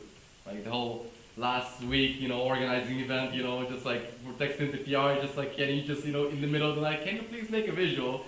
And, just that leads to burnout, that leads to people losing their motivation, and that's not how it should be. I'm really excited for the summer, just like preparing, making action plans, making all the visuals, making all the, the plans for the events, so we have, ideally, as least as much as planning during the semester, which is like execution of it. So we can most focus on the quality of the events, ensuring that all there, and rather than just like do some administrative stuff. I have one last follow-up question. Right now we have like the board and coordinators, we really have everything together. But now that you have a full board, are you planning to like have like a separate board meeting and then a meeting with coordinators, or are you gonna continue like this? I mean, it depends. I do not know how like the whole team feels and the whole board coordinator feels. There are some things, for example, which are board responsibilities, which are not really relevant to the coordinator sometimes. And sometimes we value your time. So in order to save your time, we shouldn't just push all the information on you. Maybe just the board meetings are just there to, okay, how we tackle this, how there's this kind of thing, there's like a national level, there's that information, how we tackle that. That way we can be more well prepared for the whole coordinator team, for coordinator meeting. So that we kind of like transfer the knowledge and transfer the information, we can all talk about it together. Okay, thank you. I think we had a question in the back. Yes. So Rafalos, ESNer, you mentioned a few times the other organizations, more specifically the umbrella organizations like the yacht. And I'm just wondering, what are your plans for these umbrella organizations? Or like, do you have any interest in joining any of them, etc., etc.? Just like Liot, or just Liot, or SAS, others, this type of organizations. There are plenty of those. So we're actually, ESN as a whole is a member of Liot, but we're just like an observer. We don't really vote, but we just participate there. We're just like kind of that. The ways I can see us working with Liot is definitely the mobility part, just like promoting Erasmus, promoting mobility experiences, because they work really more like with the communities, more like with schools, school with active youth itself. We're just like getting that information, getting that knowledge, and promoting mobility to them. This would be like a really good venue of collaboration. Just like if we're talking with Liot, just mainly. Okay, thank you. We also have a question from Agne. Yes, Agne. So Agne from ESN Lithuania Revision Commission. So it's going to be your second mandate as a president. This year you won Section of the Year award. What are you planning to do this year to stay that #1 section? Yes, so definitely building the team, definitely building the structure overall, so that it's not just like the board and coordinator teams for organizing all the events or just helping each other, but it's actually members and newcomers joining, feeling the how the community feeling all these, and them applying to be coordinator. So that would be the main focus. As I said, happy center, happy Erasmus, and that bolsters both the experience of Erasmus students. People are the centers there motivated to organize events, also collaborate with other sections, establishing connections with other sections. And because we have birthday today, that will be key to you, or some of you other sections joining us that way. Then engaging them, that would bolster the communication and the cooperation of it. Hey. All right. Thank you for answering Agnes' question. I also have a question, if you don't mind. So Anna from the chairing team. So you did share some plans that you would like for Vilnius University alumni to be more involved in this section, or maybe not this section, but in some way. How do you envision that, and do you think it should be a goal for this year as well?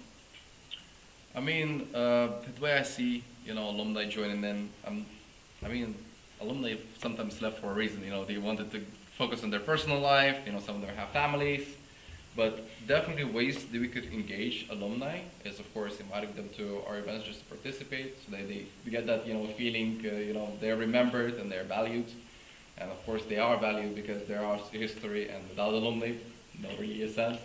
And definitely engaging them in inviting them to host some trainings, some knowledge passing, experience, knowledge transfer to the new members, new coordinators. That way they could, have that, also connection between. So I would say that would be a very, very huge venue we can involve alumni in.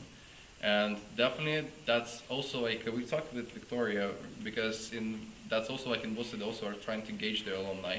And they have very good experience. They also like are working with it, but we also don't really engage alumni as much in ESN. So that's also like a venue we could try our fields. But it's also, as I said, there's many venues in very possibilities we can work in, but we have to do it step by step, bit by bit. So at the beginning, I would say definitely the trainings would be like the main involvement of alumni in our section. Okay, we will see how that goes. Thank you for your lovely questions. I don't see any other questions from the stream. Oh yeah, Victoria has a question. Yes, first. I have a few questions.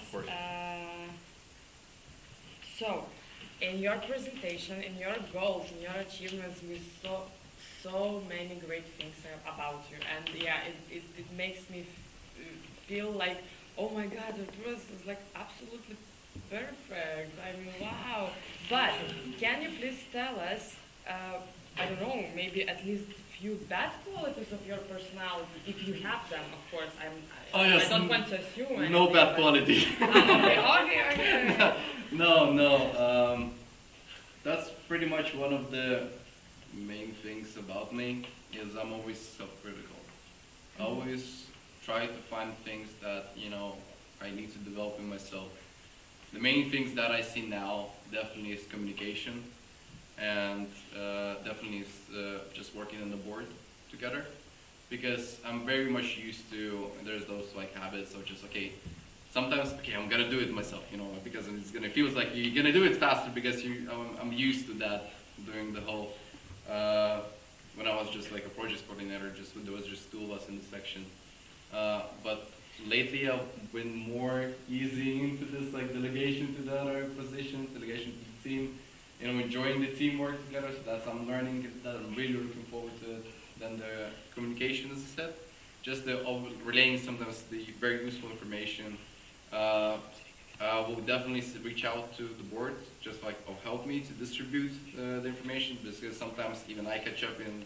Sometimes I just, there's so many information that, I sometimes, lose it, and it's a very valuable information. And you hate it when that happens, so that's also one of the things. So those would be like two main things that I'm planning to work on myself, at least currently. And then the following question about, as you right now also mentioned, is that in general, teamwork is very important. So but in the teamwork, there is a very important thing as a feedback. So how did you or do you collect a feedback from your team? And what do you do with it later? Do you accept it, or how do you react to this feedback? Do you improve? I mean, I always am looking for feedback because that's the only way you can improve. Sometimes, you know. Yeah, so that's what I was planning to get into. I literally this whole past month I had one-on-one meetings with the previous coordinators, with the previous team, just and asking very simple one question. What would be your perfect president should be? How would be their vision? And they're like, okay, and what kind of feedback do you have for me? And all my team told me some of the feedback that they mentioned, and I wrote it down. And usually how I work is I have a notebook. On one side, things that I need to improve in myself, things that I need to work on, things that my team would wish that there would be. Then the other side is, okay, so these are the things that I should do. These are the things that my team wants me to be. Okay, so then the other side is like, okay, what can I do to change those things? What would be the actions which I can follow, which it's like sometimes I'll do it, I'm gonna do that, but there should be bit by bit action, step by step, that should gradually move you towards that goal. So that's how I collect feedback, and that's how I work with that. So I have this list for the next approaching academical year, which I'm planning to work on. And of course, I always seek feedback from the board, from the coordinators, from the ESN members. If I'm always open to. That's the only way. That's the main way I learn. Thank you. Okay, and we have a last question from the stream. Afterwards, we will be closing the speakers list if no one objects. So, from Agnia Petrova, once again from the ESN Lithuania Revision Commission, what was the main thing you learned during the first mandate that you will not repeat again during this one? Yes, definitely. Definitely just conveying what happens, what is happening currently with me, because I usually previously I was okay. This stuff is bad. This has happened in my life. Okay, I'm just not gonna mention it. I'm just gonna be smiling. Just I don't want to bother my team because I feel that they're gonna be burned out if I onboard my personal things and personal, grievances and personal, troubles on them, because I didn't really want to be a bother.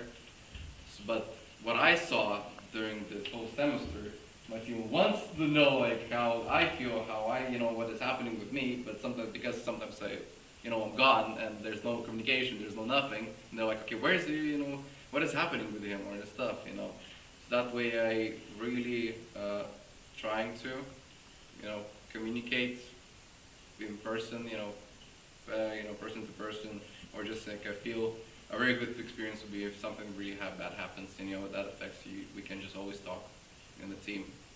This is how we should work. The communication is there, so that there's no hidden things, which which damage your workload, which damage you as a whole as a team.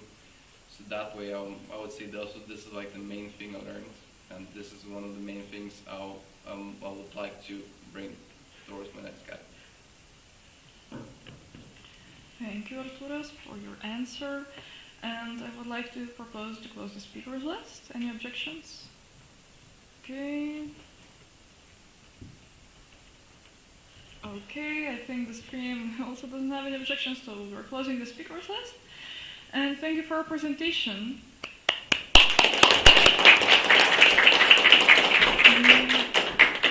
And now we will be moving to our voting procedure, finally.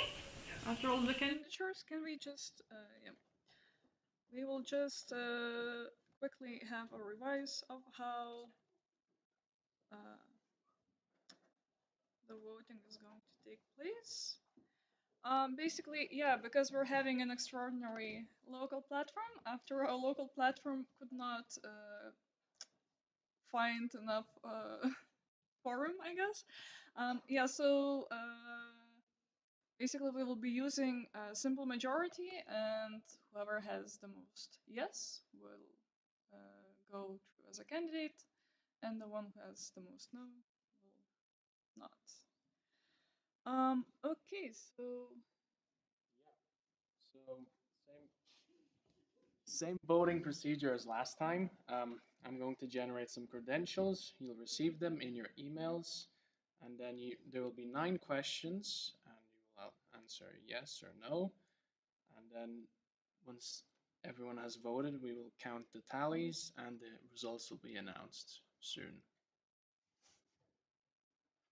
okay, and can we also ask our scrutinizers to scrutinize the counting procedure so we know that Gabrielis is not making those up? I promise there's no election fraud. Okay. Yeah, so while we vote, are we having a break while we're voting? Okay, so let's say this will probably take around 10 minutes, so everyone that has a right to vote, please vote right now. And after 10 minutes, we will turn on the stream again to announce the results.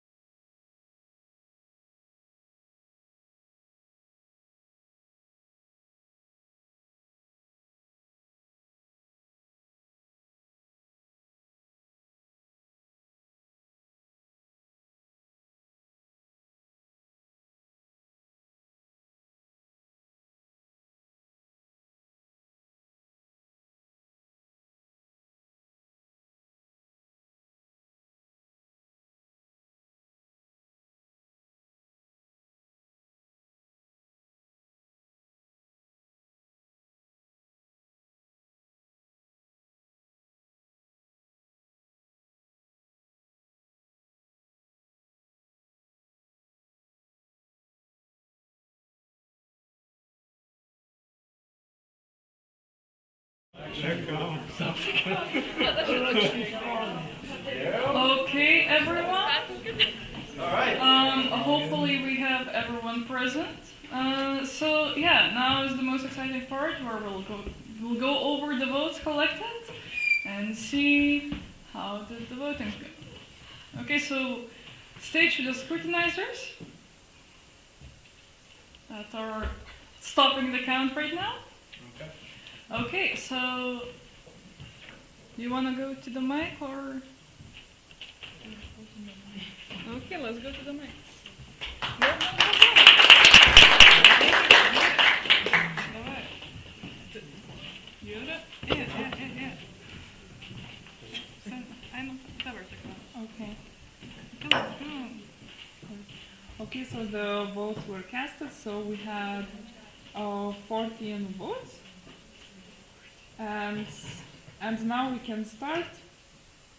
So first question was, do you approve the ESN Vilnius University annual activity report for the year 2022/2023? So there were 14 votes for yes and 0 votes for no, so the annual activity report is approved.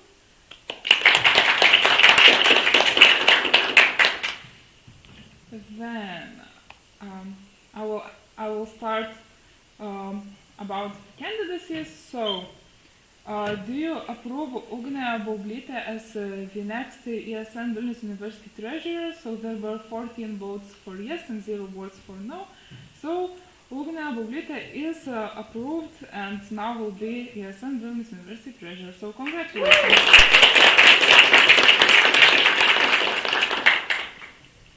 Okay, so next one. Do you approve Lukas Barkauskas as the next ESN Vilnius University Public Relations coordinator? So we have votes, 14 yes, 0 no, so he is elected.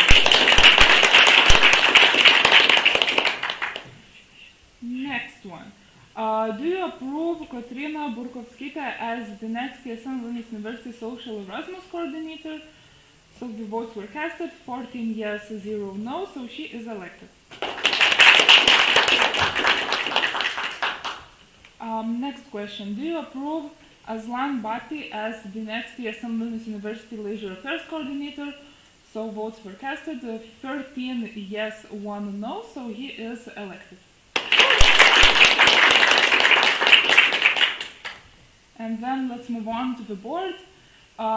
Do you approve Victoria Milko as the next ESN Vilnius University board member? So votes are casted, 14 yes, 0 no, so Victoria is elected.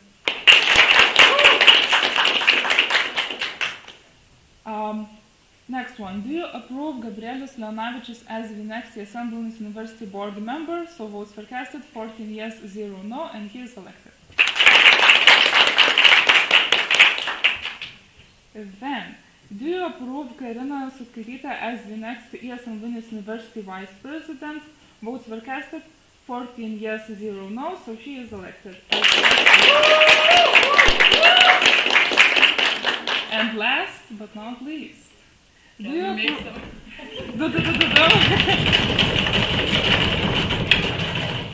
Do you approve Artūras Maciunskas as the next ESN Vilnius University president? So votes were casted, 14 yes, 0 no, and he will be the next president for the upcoming year.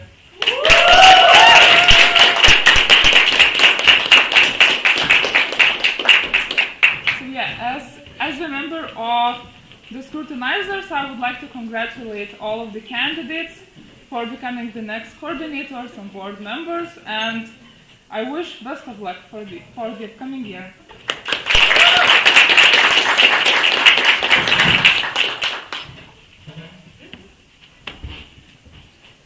Okay, so thank you everyone for voting and for participating, and I would like to ask Artūras to close this extraordinary local platform.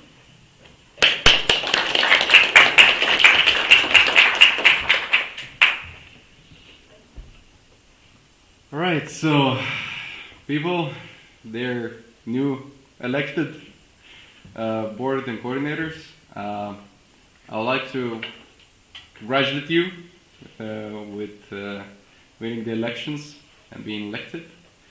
there's much work to do.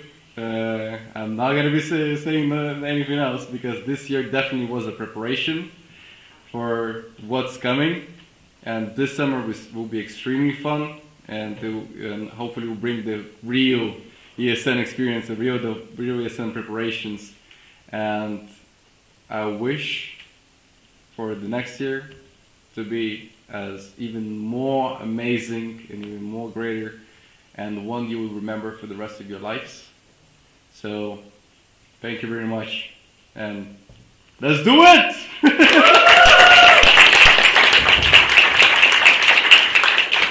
Yeah, we also have actually Victoria, who is also double Asian because she's a guest from Bus as well, and she would like to say something.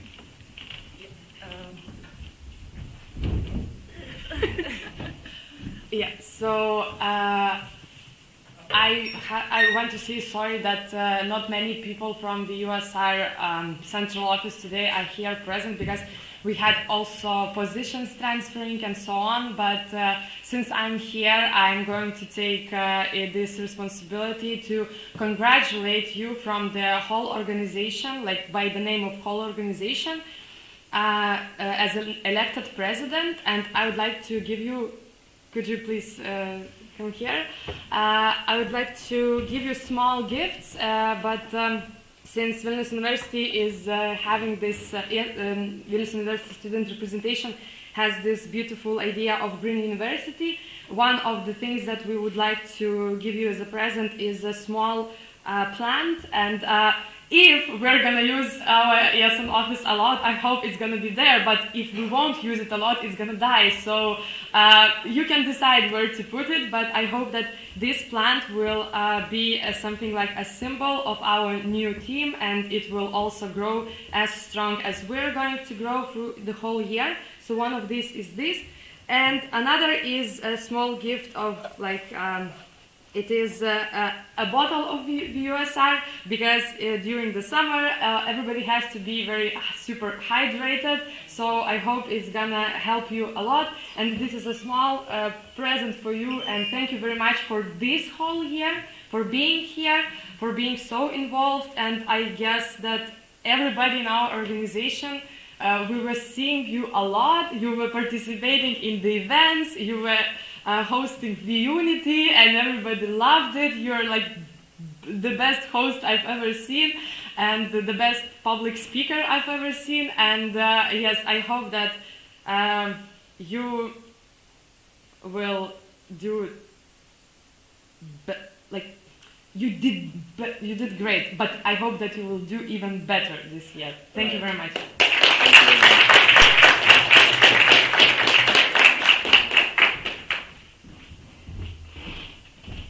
Okay, so with this closing speech then, I would like to thank everyone for participating, for being here in the auditorium, for being here through the stream, and it's very lovely to see you, and we hope that you have a great year ahead of you. And yeah, thank you for participating.